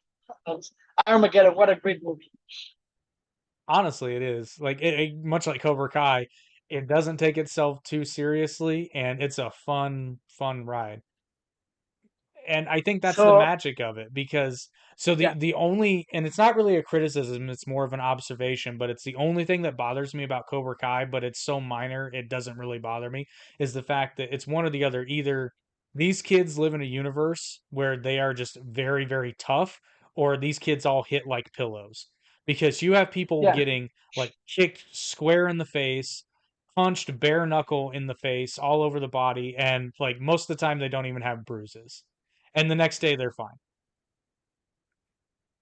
Yeah, yeah, and I like that. I like that. This is not. Uh, Well, it's especially okay. yeah, So like, when they're practicing headbutts in Cobra Kai in class, and first of all, you don't practice headbutts on each other, and second yeah. of all, you don't practice headbutts without either head But protection or it was really funny how they have those little touches of fun that I yeah, know in real life it will never happen because it's still insecure, yeah. and That's they're what I'm saying. training in the warehouse, right? It's like, dude, but it's It's fun. fun. It's fun. Yeah, you're absolutely right. And the cement truck, like, never in a million years. That's just flat out dangerous. But at least in the show, they acknowledge that they could get in trouble for that. Yeah, the cement thing is funny too. Um, yeah, you know what? I think that Danny LaRusso's son is gonna be really influential and gonna come with a twist really big because now he's a big kid. He's Yeah, not a He's not a little kid. He started a little bit in the last season, but now I think he's gonna become one of the main characters I think so. because I think Sam is gonna go to college in this season. Well, this season's So, going to be all about the tournament in Korea. oh really? I didn't know Yeah, that. I haven't read anything. So we're gonna have Sam fighting again to defend the honor or not? yeah. They're all going to the tournament in Korea. You know something that with Karate Kid that I want to point with Cobra Kai and Karate Kid that they're doing a new movie and Yes, they're actually looking for somebody new to be the Karate Kid, and I which think is that awesome. it's awesome. It's a bold move, and it's something that the fans But you know what? deserve. And Even they there's don't get selected, yeah. just to go and try is important. Well, but and here's why I like it. Okay, so there's something that happens in Hollywood that irks me sometimes, and it depends on the movie. Sometimes they do it right. But there are a ton, and I mean a ton, of exceptionally talented martial artists out there who can act. They Yeah, can. They're out there. And yet you have certain movie projects that cast people that aren't martial artists, right? And sometimes they're not yeah. even big names, so it really doesn't make much sense. But like, okay, for example, that Charlie's Angels remake that they made with Kristen Stewart. Go ahead. Well, I'm just You're gonna saying. put me in a bad mood, but go ahead. Well, no, but here's my point. I think she was the only name in that cast, right? Or am I thinking wrong? No, I think you're right. So you have an IP that people already know because they did the other remake with Lucy Liu, Drew Barrymore, and I forget the third actress, but you get my point. So it's a concept that people like. Don't tell me you can't find three hot female martial artists out there that can act. Of course you can, but no, they don't want to give the chance. And what they're doing is really ballsy, and I really respect that because, um, and this is totally different. I'm gonna sound like a whiny little bitch, but I went to see the Kevin Costner movie, The Oh yeah, how Horizon. was that? It's really nice to see Game of Thrones in the Wild West. I'm not saying it's a bad thing. I like it. It was long. It was 3 hours. That's a western. The direction and it's really well delivered. However, I'm looking at the Latino character and you're like, seriously, bro, I could be there. And if I'm not there, I know he didn't do a bad job, right? But it's like embrace who you are, man. You know how we went to this discussion. I don't hide my accent. I could take classes, but I don't want to, right? And but was long, too long, and at the end of the movie they put us a short scenes of what is gonna happen in the second one, like the end of Back to the Future. Ah, And I didn't appreciate that because this generation is not as slow, and we know that we're gonna come back to see the second one. But but it was okay. Just going back. Sorry, I just went to another place. Just to tell you what you're telling me is right. You know who's a great example of physicality? And maybe you're gonna correct me. Physicality that wasn't a great actor, but at the end he delivered. Hayden Christensen. no, Hayden Christensen is a master with the sword. That guy is a master. He didn't use doubles. Do you know that? yeah, The way I that did he know that moved the actually. sword. You didn't know that? No, I did know that. That guy is a prodigy using the light sable. He is. Why? And that's what they chose him for real. Got good looks. He do it, and he delivered. Yeah, he's not Robert De No, Niro. he delivered. He delivered. And another good example of that would be Like I somebody like, say, he's not Robert De Niro, but right. he delivered. Well, and somebody else like that, which again, it's much more common in, like Asia to find people like that become action stars based on their martial arts prowess. Somebody like Tony Jaa, who for a while there, he doesn't act anymore. At least I don't think he does.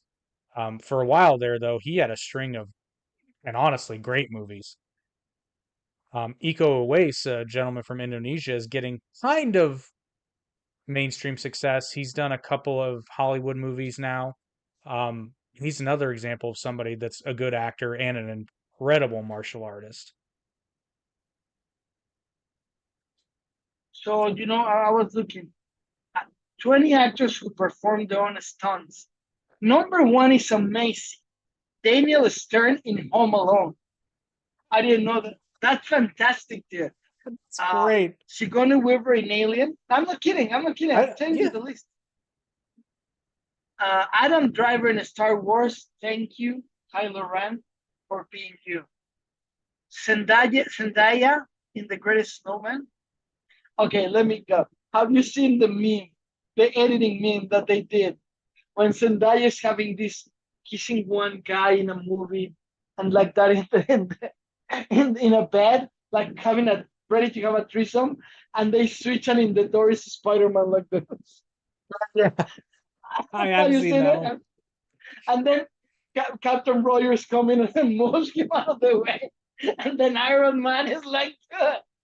I was laughing so hard. That's good. It's a good one. Keanu Reeves, John Wick, Margot Robbie, Jackie Chan, obviously in The Rush Hour, Daniel Craig in James Bond, Charlize Theron in The Old Guard. Have you watched that movie, The Old Guard? For a reason, I couldn't. It's a Netflix movie. Ella Balinska in Charlie's Angels. That's the one you're saying. Ella Balinska. Harrison Ford in Indiana Jones, believe it or not. Really? Angelina Jolie in Salt. Yeah, Tom Cruise in Mission Impossible. Knew that. Jason Statham in Crack, obviously, Jason. Yeah. Jamie Lee Curtis in True Lies. And of course, Christian Bale in The Dark Knight. Michelle Rodriguez in The Fast and the Furious. Tom Holland in Spider-Man Far From Home. That guy has a great physicality. Yeah. Tom Holland. Oh, he's a dancer. Chloe Grace Moretz in Kick-Ass. Chris Evans in Captain America. That's the top 20 in the industry. I don't know if you can look this up real quick, just out of curiosity. Did Zendaya do her own stunts in The Greatest Showman? Yeah. I mean, I thought she did.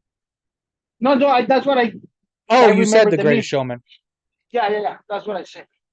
Oh, I thought you were talking about the tennis movie. No.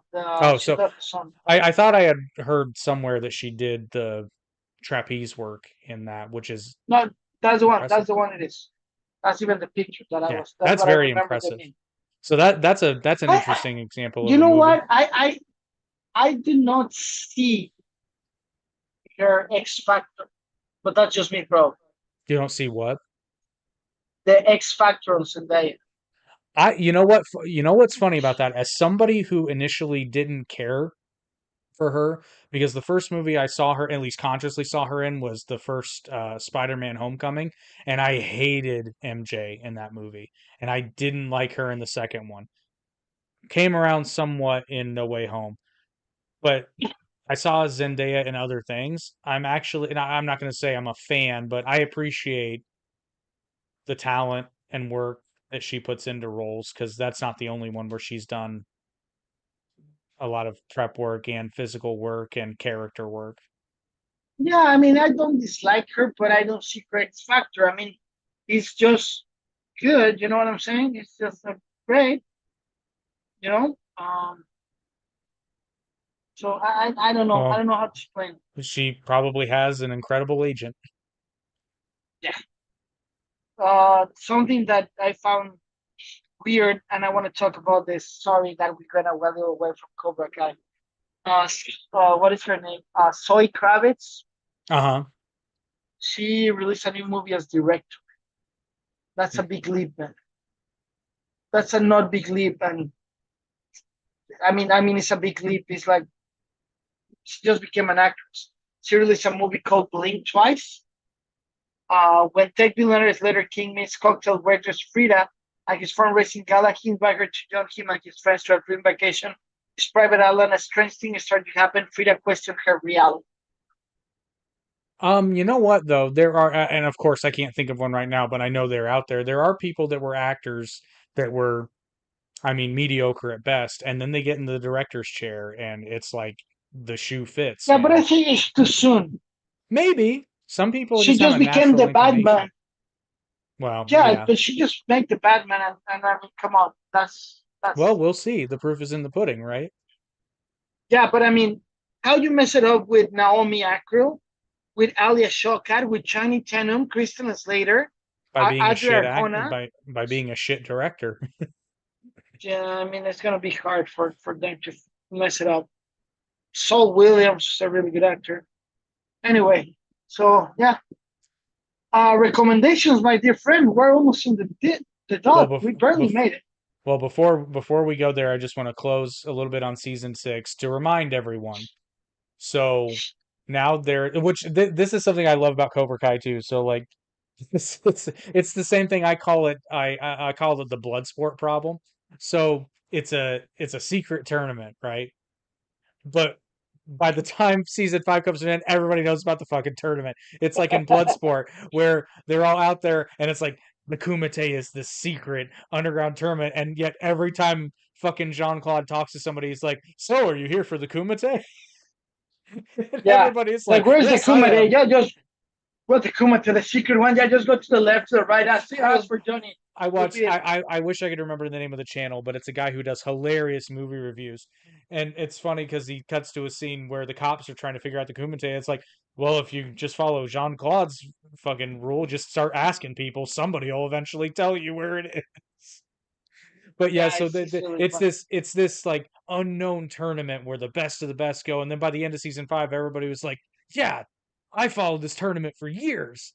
It's like, what the fuck? Yeah, it's really funny. Yeah, I can wait. When it's released? July 18th, the first part of season 6 gets dropped on It's gonna Netflix. it's gonna be 2 parts. Oh, Yes, it is. Actually, I think it so might even be 3. I can't remember now. It's at least going to be 2 parts. I know that. I think it's 3. I think they're going to release it in 3 parts. I think we're getting 5, that's 5, and 5. weird and complicated, but good. I gotta say something about Cobra Kai. It was one of the few shows that survived COVID, and that's something to consider And because they were delayed, but they did survive it. yeah, but they survived it. A lot of shows got like destroyed. Good shows that they were right now. Uh, I'm ready for recommendations because I want to thank our friends at AMC that give me my membership back. So that means I'm gonna be going to the movie theater 3 times a week. I already finished my first week, and it was amazing. So thank you for the guys, AMC, for making me what is the name? AMC Member, A-list. A-list member. Thank you so much, and they give me a free drink every time I go there. So it's even better. I love my Um, AMC A-list, man. I love it. it's Like, I'm not kidding you. I'm 100. I'm 100 degrees right now. I got the AC. I don't know if you guys are listening to the AC. I'm like next a fan that is next to the bed. I'm like sweating. As soon as we finish, you know where I'm gonna go? I'm gonna go to the movie theater for 3 hours in a row. I'm gonna watch again uh, the Kevin Costner one, put some dark glasses, probably fall asleep. But that's the beauty of being us. I want to talk. My recommendation is gonna be Maxine. Oh, really? I went to the premiere. Ty West is a weird director, but I like him. Why? Because he takes risks. This is third episode from the movie. Maxine is a in 1980 Hollywood adult film star and aspiring actress Maxine Mix finally gets her big break. But as a mysterious killer stalker starless of Hollywood, a trail of blood threatens to reveal the sinister plans. Bro, what a great production. The movie's so bad that it's good, but the production is not bad. It's hard to explain. If this movie was released in the 80s, it will be a huge success.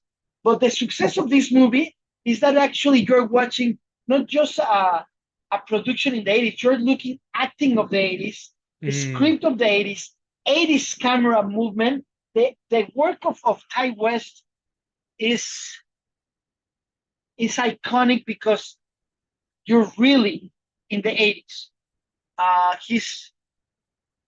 He does horror films. A lot of people will know them from Pearl, Eggs, The House of Devil, The Innkeepers, right? But the way that he does Maxine is really good. He already got the movie got released. I think it's released for everyone this Friday, or That's maybe yeah, I I don't think know. so. I think so.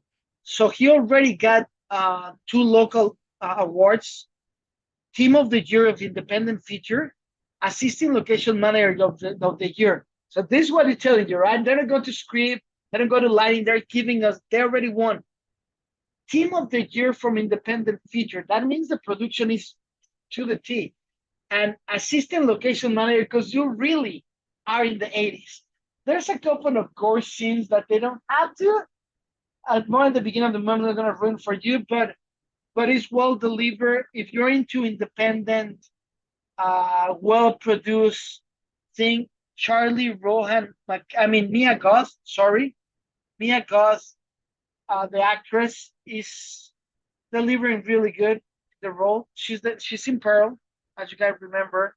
She's Maxine in X, right? It's the second part X. So just go and enjoy it. You're gonna cringe. You're gonna be asking yourself what I'm doing here, but keep in mind that you're watching a really 80s movie. So I highly recommend. Your turn, my fellow American. So, as usual, I have a theme. So, the movie I'm going to recommend to you is a guilty pleasure of mine. And I only say guilty pleasure because I'm not embarrassed. I love this movie. But much like The Karate Kid, it's absurd, but it works. So, this is basically The Karate Kid with MMA. It's a recycled story. It's kind of like how Avatar is Dances with Wolves in Space. This is just The Karate Kid in Florida with mixed martial arts. It's called Never What Back movie is that? Down. Never Back Down. Oh, Never Back Down is a movie, bro. Yeah. I love that movie. I think it's great. And I was shocked at Well, Sean well, one Ferris's second. performance. I was gonna ask you. That is in Miami. Why you say it in Miami? It's in Florida. I don't remember exact. No, they're Orlando. It's in Orlando. Takes place in Oh yeah, Orlando. yeah. Okay. Yeah. Well, I'm confused. Keep going. Sorry.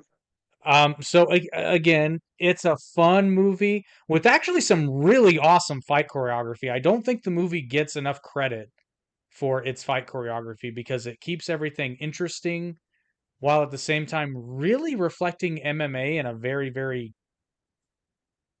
I'm not going to, well, a fairly accurate, because I mean, obviously it's choreographed, so it's heightened, kind of like professional wrestling is, but there's still physicality, and apparently, Cam, I don't know how you pronounce this, Cam Gigadant or however the fuck you pronounce his name. Apparently, he did training before that, which is one of the reasons why he was selected. And it makes sense because when you watch him move, I think they did a lot of the fight choreography without stunt doubles, if I'm not mistaken. Sean Ferris actually puts in a very, very good performance considering what kind of movie this is.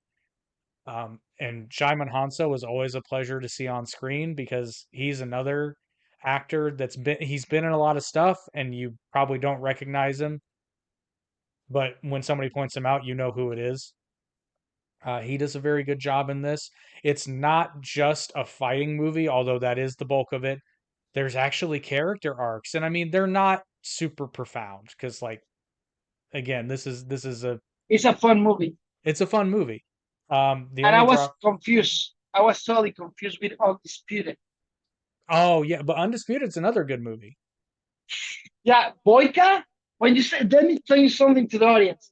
Never Back Down. In Mexico, Undisputed, it was called Never Back Down in Spanish. So that's why I got confused. Ah, I go okay. like, yeah, I love Boyka. Boyka in Undisputed 2 is one of my favorite heroes.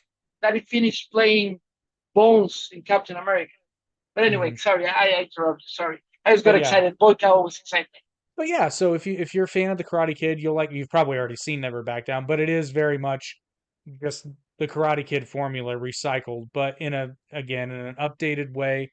Um, and if I'm not mistaken, it's a Summit Entertainment film. So, and this movie came out in I think 2008 or 2009. So it's got that 2008. 2008. So it's got that quintessential Summit Entertainment look from the late 2000s, but it looks good and soundtrack's good. Again, the fight choreography, the acting's not. I mean, Amber Heard kind of phones it in, but she's not an essential part of the story, so whatever. But you know what? Ivan Peters is there.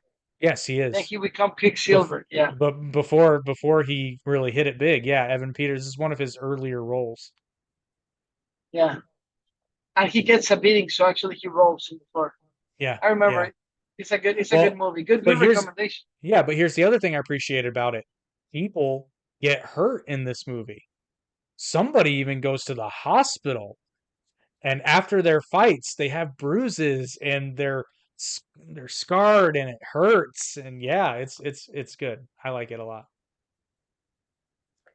So my second one is not a TV series, but it's a streaming service movie. And I could not be a fan of movies if I don't take the time to do this. Beverly Hills Cop, Axel Foley. Oh my God, what a fun movie, man. I enjoy it to the T. I was laughing. I was feeling for it. It's action, action, action. It's such a good movie. You get what I like about the movies that they bring everyone, right? From the original cast. They have Josh Reinhold, Josh Anton, and Paul Racer. When Paul Racer was there, I was so happy. They bring Bronson Pinochet. Remember that actor, Bronson Pinochet? Mhm. Uh, what was the name of Perfect Strangers? Remember him? Perfect Yes. Stranger. Okay, the show that he's a guy from Serbia, I think, that he said goodbye to his ships to come to America to the cousin, and he goes here and delivers Serge, a guy that his accent is so thick and he's a homosexual thing that helps is so good, man. Kevin Bacon and Joseph Gordon-Levitt, bro. There's If you don't like this kind of movies, please save yourself time. But if you like Eddie Murphy and Beverly Hills Cop, you're gonna enjoy it. First of all, everybody knows that it's my hood, right? So I'm like happy, like, oh, The Office is in the movie. I saw the building, and I'm like, Oh, yeah, that's awesome. That's hilarious. because they shoot something in Rodeo Drive that is a block away. And I was watching it with my sister. I said, why? Why? I'm not there when they were shooting this. Right? But it was really good. I enjoy it from the get go. It's action. It's that small drama, right? But I like it. The acting solid. I love how Eddie Murphy looks perfect. I can't do his laugh, but it's amazing, man. So yeah, that's my request. Sorry if I get excited, but I really enjoyed it. That's all good, buddy. So Um, your turn, so bro. my TV show recommendation, How I Met Your Mother. If you haven't watched this show, get off bro. your ass. In particular, I think I mentioned it before, but I'm going to say it again because William Zabka actually delivers my favorite line of the entire series. And it shouldn't be funny, but it's just his delivery. It's in season 9 when uh they're trying to figure out where Lily is, and then somehow, some way, Ted ends up saying, "And you would never moor a dinghy in a lagoon." And then Will Zapka, not missing a beat, just goes, "I don't know, Ted, under certain tidal conditions." And it's just, I love, so you get to see the genesis of what would become Cobra Kai. Yes, you do. And I guess it's official now, but even when Cobra Kai was first coming around, I had seen How I Met Your Mother, and I said, you know what? I guarantee you that there was Yeah. something involved. But then William Zabka is just perfect in that movie. And then I love how Ralph Macchio's whole bit is how he's just ripping off Barney. What is it? Platonic shake. Platonic shade, yeah, and but he said magnificent instead of what he says. He says He doesn't say legendary. What is he? instead of legendary, he says what What it does he says, say? man. I don't know. I don't remember. I don't want to Google it. 'Cause I'm googling something else for you. Yeah, I cannot remember Um, for the life of me what he says. but anyway, yeah, that's a good one. In addition to just being a fantastic show, I'm rewatching it again now, and It's I'm on still laughing. Netflix. Yeah, it's on Oh Netflix yeah. now. So By the it way, was already on Hulu too, but now it's on yeah, but Netflix. they So now it's on Netflix. I'm actually gonna put the link if you guys want to have the bro code. I'm gonna send it to you. The bro code says so many funny things. Article 2, a bro is so well entitled to do something stupid as long as the rest of his bros are doing it. Article 3, if a bro gets a dog, it must be at least as tall as his knees when full grown. Why? Naming a lap dog after a pro wrestler or a character from a Steve McQueen movie does not absolve the bro from the spirit of this article. Uh, well, what does Ron Swanson say in Parks and Rec? He's like, second thing, ditch the terrier and get yourself a real dog. Any dog under 15 pounds is a cat that's lying, and cats are useless, is what he says. a bro shall not lollygag if he must get naked in front of other bros in the gym lockers room. I feel like that article was drafted after a certain year. Oh yeah, bro, everything is gonna be canceled if I continue reading. A bro never admits he can't drive a stick even after an accident. A bro never sends a greeting card to another bro. That's Yeah, you realistic. don't. And I'm reading this because my recommendation is the bro code, right? It's so funny, man. You don't need to know the show to know the bro code, but it's a book that the character Barney Stinson supposed to wrote. That is the way how you behave with your bros, Oh, right? and And the way to have a perfect friendship. it's such a funny book because it's so true. Like all of it. Like this is just stuff that we know. My favorite Yeah. example, I don't know if this is in the bro code. I think it is the urinal rule. The what? Sorry. The urinal rule. What's I don't know what you're talking about. Okay, so I Because a love real bro will never hesitate on putting down the other bro after talking about the urinal code. But go ahead. no, I love explaining this to women because it blows their mind. So the urinal rule, you guys know when you go into a bathroom and there's urinals, your selection is based on putting the most space between you and the other Between person. the other. Yeah. Yeah. And what I love though is I love there are memes where it's like, what would you do? And like some of them, I'm like, damn, this one's tricky. So I have to share this story because this is such a funny story. I'm in high school, right? And I knew who this person was, but we weren't like friends. But I went to a small school, so you knew who people were. So I go into the restroom, right? And in this particular one, there's 3 urinals. However, he's at the far left. I go to the far right, and it's out of order. So, and I'm assuming he knows this. Apparently, he didn't. So I go to the middle one because unfortunately when you don't have a choice, you have to. Bro, I went to the urinal right next to him and he looked at me as though I had committed a mortal sin. It was so goddamn funny. And then, but here's the thing, I knew exactly why he was looking at me and just kind of like looked over and I'm like, it's broken. And then he goes, and then just Oh, goes back to, that's funny. he looked at me, he's like, you a Um, fucking meat gazer? yeah, because you find the space when you are in one, there's space in another, and a stranger comes in the middle. Just It's hurry like, and what the leave. fuck are you doing? You know? And then the other rules, Even eyes front, don't I fucking saw chit the chat. front.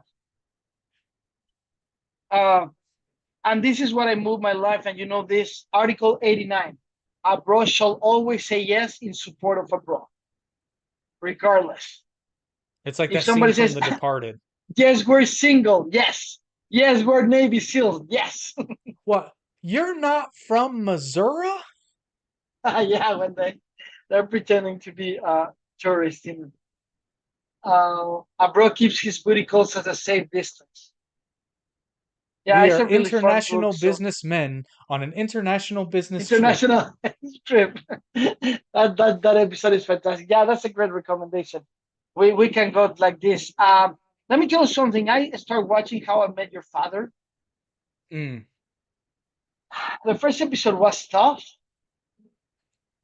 but then they start doing something nice that they get the guys from How I Met Your Mother to make appearances, guiding Chloe. Talking about Oh, their okay. experience. So that make it good for me. And to be honest, the show was canceled after season 2, but I actually wanted it more because they start getting better. You can I'm tell that I'm gonna have to give it that another they shot because I watched the first episode and I was like, no. And which sucked because I wanted to like it. I'm not gonna go so far as to say I'm like a Hillary Duff fan, but I don't dislike Hillary Duff, so I was remember kind of that remember that a good bro watched at least 3 episodes before contradict another bro. fair. 3 episodes is the rule. Yeah, actually, I like it. And I realized that they had a show, and somebody smart in the network says, "Let's just put How I Met Your Father," so it makes a connection. Now I feel really weird to see Robin so Mm. old and see Barney so old, and it was like shocking. So anyway, but it was good. It's okay. It's okay. It's not good. It's never gonna be the original, I but it's just good. I just love the fact that Neil Patrick Harris is such a good actor that for those of you who don't know, he's like Kinsey Six gay. Like he's very But I gay. didn't know. I didn't You would remember. I didn't make the connection. yeah, if you didn't know, because like I knew, which is why it's 10 times funnier when you know, but it's still funny that he's the biggest womanizer in the show, and he's the only actor that's Yeah, and I think the producers did that on purpose, right? It was really clear because the womanizer jokes are really heavy, but when you know it's delivered by a gay guy, it's not a problem. Now, I remember that he was gay, right? I remember him from Doggy Hauser, but I forgot. So I went on watching it, and suddenly around season 7, I go, like, "Oh, Doggy! Oh, he's gay! Oh, that's awesome!" Right? It's really they good. they do a Doogie Howser gag in season 7, if I'm not Yeah, they do. mistaken. The thing. Hey, Daddy, are you coming back to bed?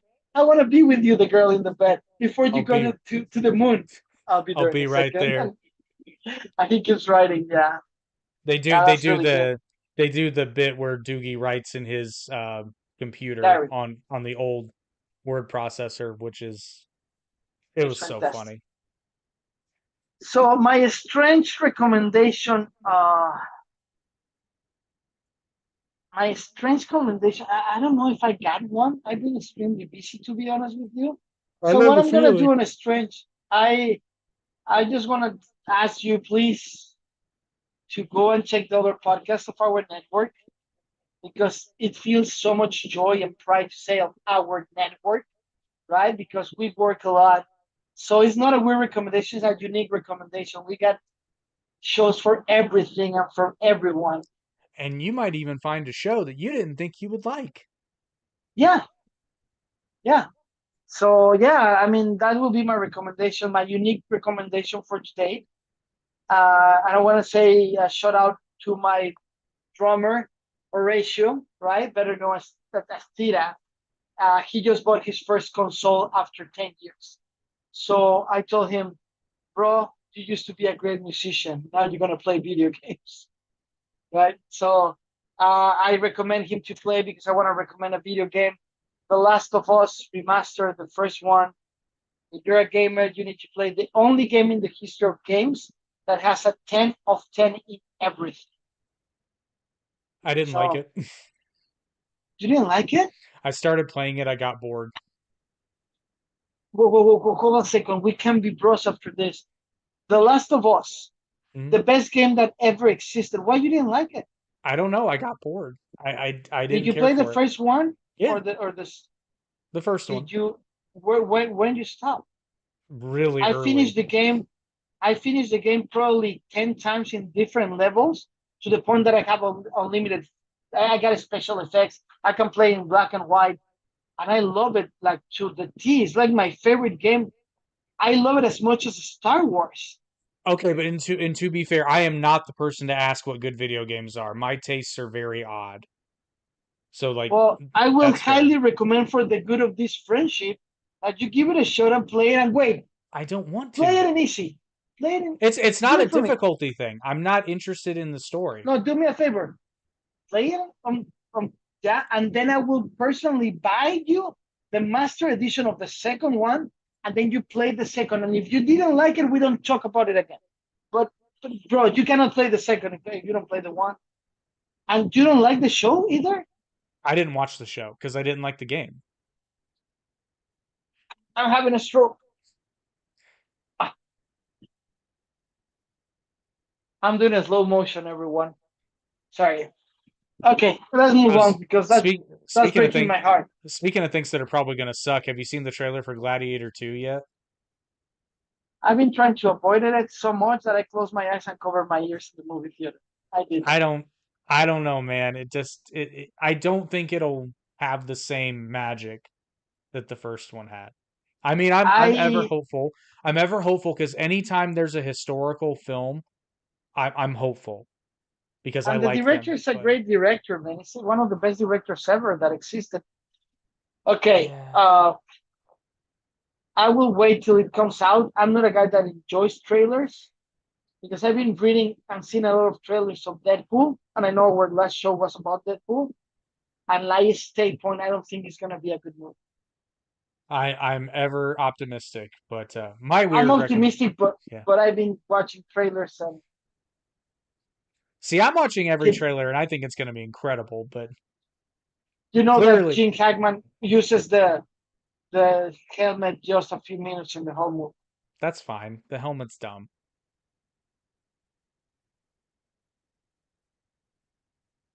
Really, It's bro? fine. It's fine. It's like the Batman mask of the Spider-Man mask. But it's not really. It is. Not for Wolverine. Wolverine, dude. Wolverine. It's like the Wolverine. I know that's why they did his hair that way. Yeah, that was stupid. But anyway, keep going. So my unique recommendation is martial arts. Do them, train in them, find something. There's something out there for everybody. Personally, it depends. This is just my personal recommendation. If you're an adult and you've never trained before, I would recommend, and you have to, it depends on what's available to you. So if you're an adult and you've never trained before, I would pick up something like MMA, Muay Thai, or Krav Maga. I'm fine with jujitsu. Don't do it by itself. You can incorporate it in your training. My only issue with doing jujitsu by itself is because, and hey, if you want to compete, then that's fine. Do what you like. My personal recommendation, like I said, would be something that's kind of all encompassing. Because an MMA gym is going to teach you striking and a lot of Muay Thai elements, plus jujitsu, and Krav Maga does all that stuff too. Kind of depends on if you want more sport centric or more self defense centric. MMA or Krav Maga. Neither one's going to be awful for you. It just depends on what you want to be more centered. Boxing's another good one, but I like to kick, so I'm kickboxing. gonna be honest with you. I'm a little excited to start following the method log and I start doing the exercise for us. Yeah. It's gonna be good. Now, for kids, I specifically recommend Taekwondo to start. And the reason being is because karate's good, but Taekwondo is 70% legs. And in America, we don't use our legs enough. So if you're young and you learn how to be comfortable Unless kicking, you're 26 to 32 and you're used to opening for money. Sorry. there's that. The reason I recommend Taekwondo is because you learn how to kick, you learn a lot of balance because you're kicking. It's a very, very good foundation. So that's my personal recommendation.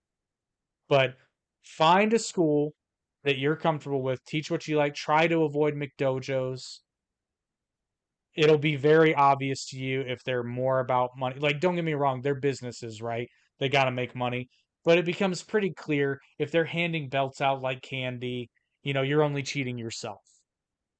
And I want to make an apology from my co-host Jake. When he starts talking serious, he actually starts sounding like Donald Trump, but it's totally involuntary. You can put your hand up, say, "I know it's a business." You just did that. I know it's a business, right? If you can get a black belt, in a year, it's a McDojo. Fucking run. Right. So the other day I bought a black belt in Amazon and that matches with my black shoes. Well, funny you should mention that. You want to know how you can tell if somebody's legit or not? Check this out. I'm not trying to brag, but this is how you tell. Oh, you're bragging, but we love it. Go on. So for the people that are just listening, he stand up from his thing and he ran to bring probably his black belt. So for all the people that are listening, there you go. So can you describe it for the people that just listen to us? Oh yeah, so I'm showing my Taekwondo black belt and it has two things. It'll have the name of your instructor and it will have your name. That's totally American. I know, but it's how you discern in the United States. In Japan, well, not just Japan, internationally, especially if it's the country of origin, and to this day, even not as much, but they take it seriously. But in America, some places hand these out like candy. It'll have your name, your level. This is obvious if I were technically I didn't get my second Dan. That's why there's a piece of tape there, because I did get my second Dan black belt, but I never got the actual embroidered belt. So on paper, I'm a first Dan black belt. And then it's got you can kick my ass easily. Well, here's the thing though. If we're being honest, if a black belt in Taekwondo really doesn't mean all that much in practical application. Depends on your school, right? I'm minus white belt in -4 dance, bro. I'm a thinker. I will not like come on, dude. The most aggressive thing the most martial arts or physical arts like that I have done is when I used to play Street Fighter every day. So it's funny because I was thinking about this. So check this out. Check this out. Dukin. You see, I'm pretty good at that. But here's the funny thing about martial arts, though, particularly tournaments, right? So technically, on paper, I am a national champion in Taekwondo. However, I will tell you right now, I didn't compete. I didn't. No, I'm not. Here's why. I didn't compete against that many people, and it was a small organization. It was a small and new organization. Hey! Right now, if I open a school, and I'm gonna be 7 Dan purple magenta belt, and I just gotta go and get my dog and kick his ass. I'm still the world champion. Fuck it. So congratulations, Jake. Well, but it's funny because in Cobra Kai and the Karate Kid we have the All Valley, which again, if you don't know, you don't know. But here's the thing: like that's a region. That's not even a regional tournament. Yeah, that's a local. At best, that's a sectionals tournament in whatever governing body they have. But I think their governing body is the All Valley. So that's like a very, very small fry tournament. Oh, but you see, it's like yours. Is to become the world champion. I mean, yeah, meanwhile, Well, no, not Meanwhile, world the champion, not world champion, national champion. national champion. Anyway, But that also um, means that I'm a regional and a state champion because you had to. oh, you live in a fucking farm. Who fucking cares? Technically, I'm. Oh no, I guess. Hang on, I need to look at the medal. Am I an Indiana state champion or Kentucky? You see people how he brags. So this is what I'm gonna do. I'm No, hang on. challenge everyone that listens to us I to gotta come look. and compete against Jake for that title. We will pay for your flight. You will come and kick his fucking ass on the camera. Yeah, for everyone that is listening, he stand ups again and he's looking for another belt or another diploma or something. He gets a little excited when we go to the martial arts thing because he trains all the time. If you guys follow us on social media, Instagram, TikTok, already media, and God I damn get it! underscore and It does. underscore forever. You can see how he works out all the time. So I was informing our people Yeah. that were social media so they can see you train and things like that. It doesn't say the state, but if I remember correctly, Indiana State, the regional tournament was in Kentucky, and then the national was in Florida. I think that's what it is. Could be Okay. wrong, but I can't remember. Either Could be way, I wrong. was telling the audience when you left that I challenge anyone that is watching this. We will pay for his flight to go to Indiana so you guys can compete for that title in front of the camera. So No, thank don't you do for that because giving I us will that. lose. That's the point I'm making. I Is don't I'll care. lose. I don't care. I don't care. I don't care. I already throw the challenge. We don't go back to the challenge. I will lose hardcore. I don't go back. I don't. Anyway, Okay. so just because you say sports, something came to my mind that I want to say goodbye to everyone. In Mexico, we have a legend on rock and roll. His name is Alex Lora from a band called L3. These legendary guys. They've both been playing for 50 years. They do urban rock. And he always said this: rock and roll is a sport. You better practice it. Practice it. So that's my recommendation for you people. Thank you, Jake. Been an amazing show, full You of haven't karate. you haven't done your music recommendation yet. I'm gonna recommend El Tree. Okay. Triste Canción de Amor is the sad love song. Is legendary in Latin America. When I It's say legendary, legendary. it's legendary. It's gonna be So wait yeah, for it. Legend, wait for it. dairy. Dairy. It's gonna be legend. Wait for it because it doesn't have lactose. Dairy. And my musical recommendation is going to be the song Back in the Game by Airborne, which is featured in every season of Cobra Kai. It's a banger, dude. Yeah, the music in the first season I like. Well, The yeah, second, the Airborne. other one. Airborne. Yeah. Well, that song is in every season. Yeah, Yeah, no, that's good. the first season does have the best music. I'm not gonna lie. Yeah. Yeah, my brother. Uh, Thank you so much, Jake. It's been a really different podcast today.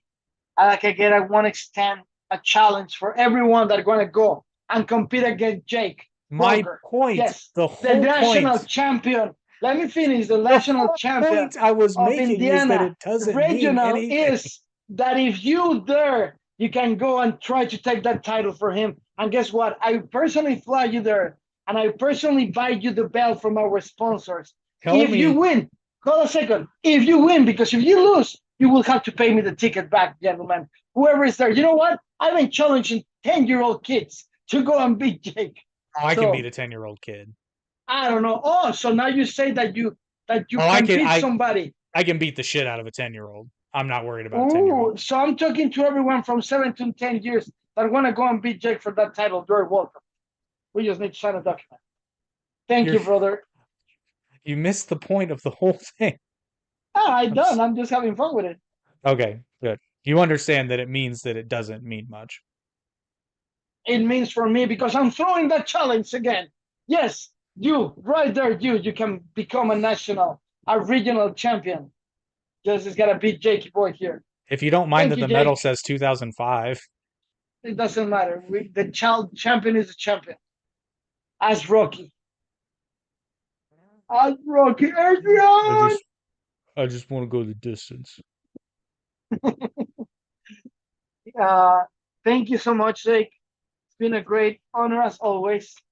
It was fun. Thank you for mute me when I was saying funny things. But at least we tried to put more videos this time, and it was fun. Thank you Next everyone for next listening to time us. next time I will clarify what you want me to do with said videos, because clearly I didn't understand. Yeah, well, we took a lot. It's fine. Things happen. Thank you everyone for all the people that listen us on Apple and Spotify. Give us a follow and come and visit us in YouTube.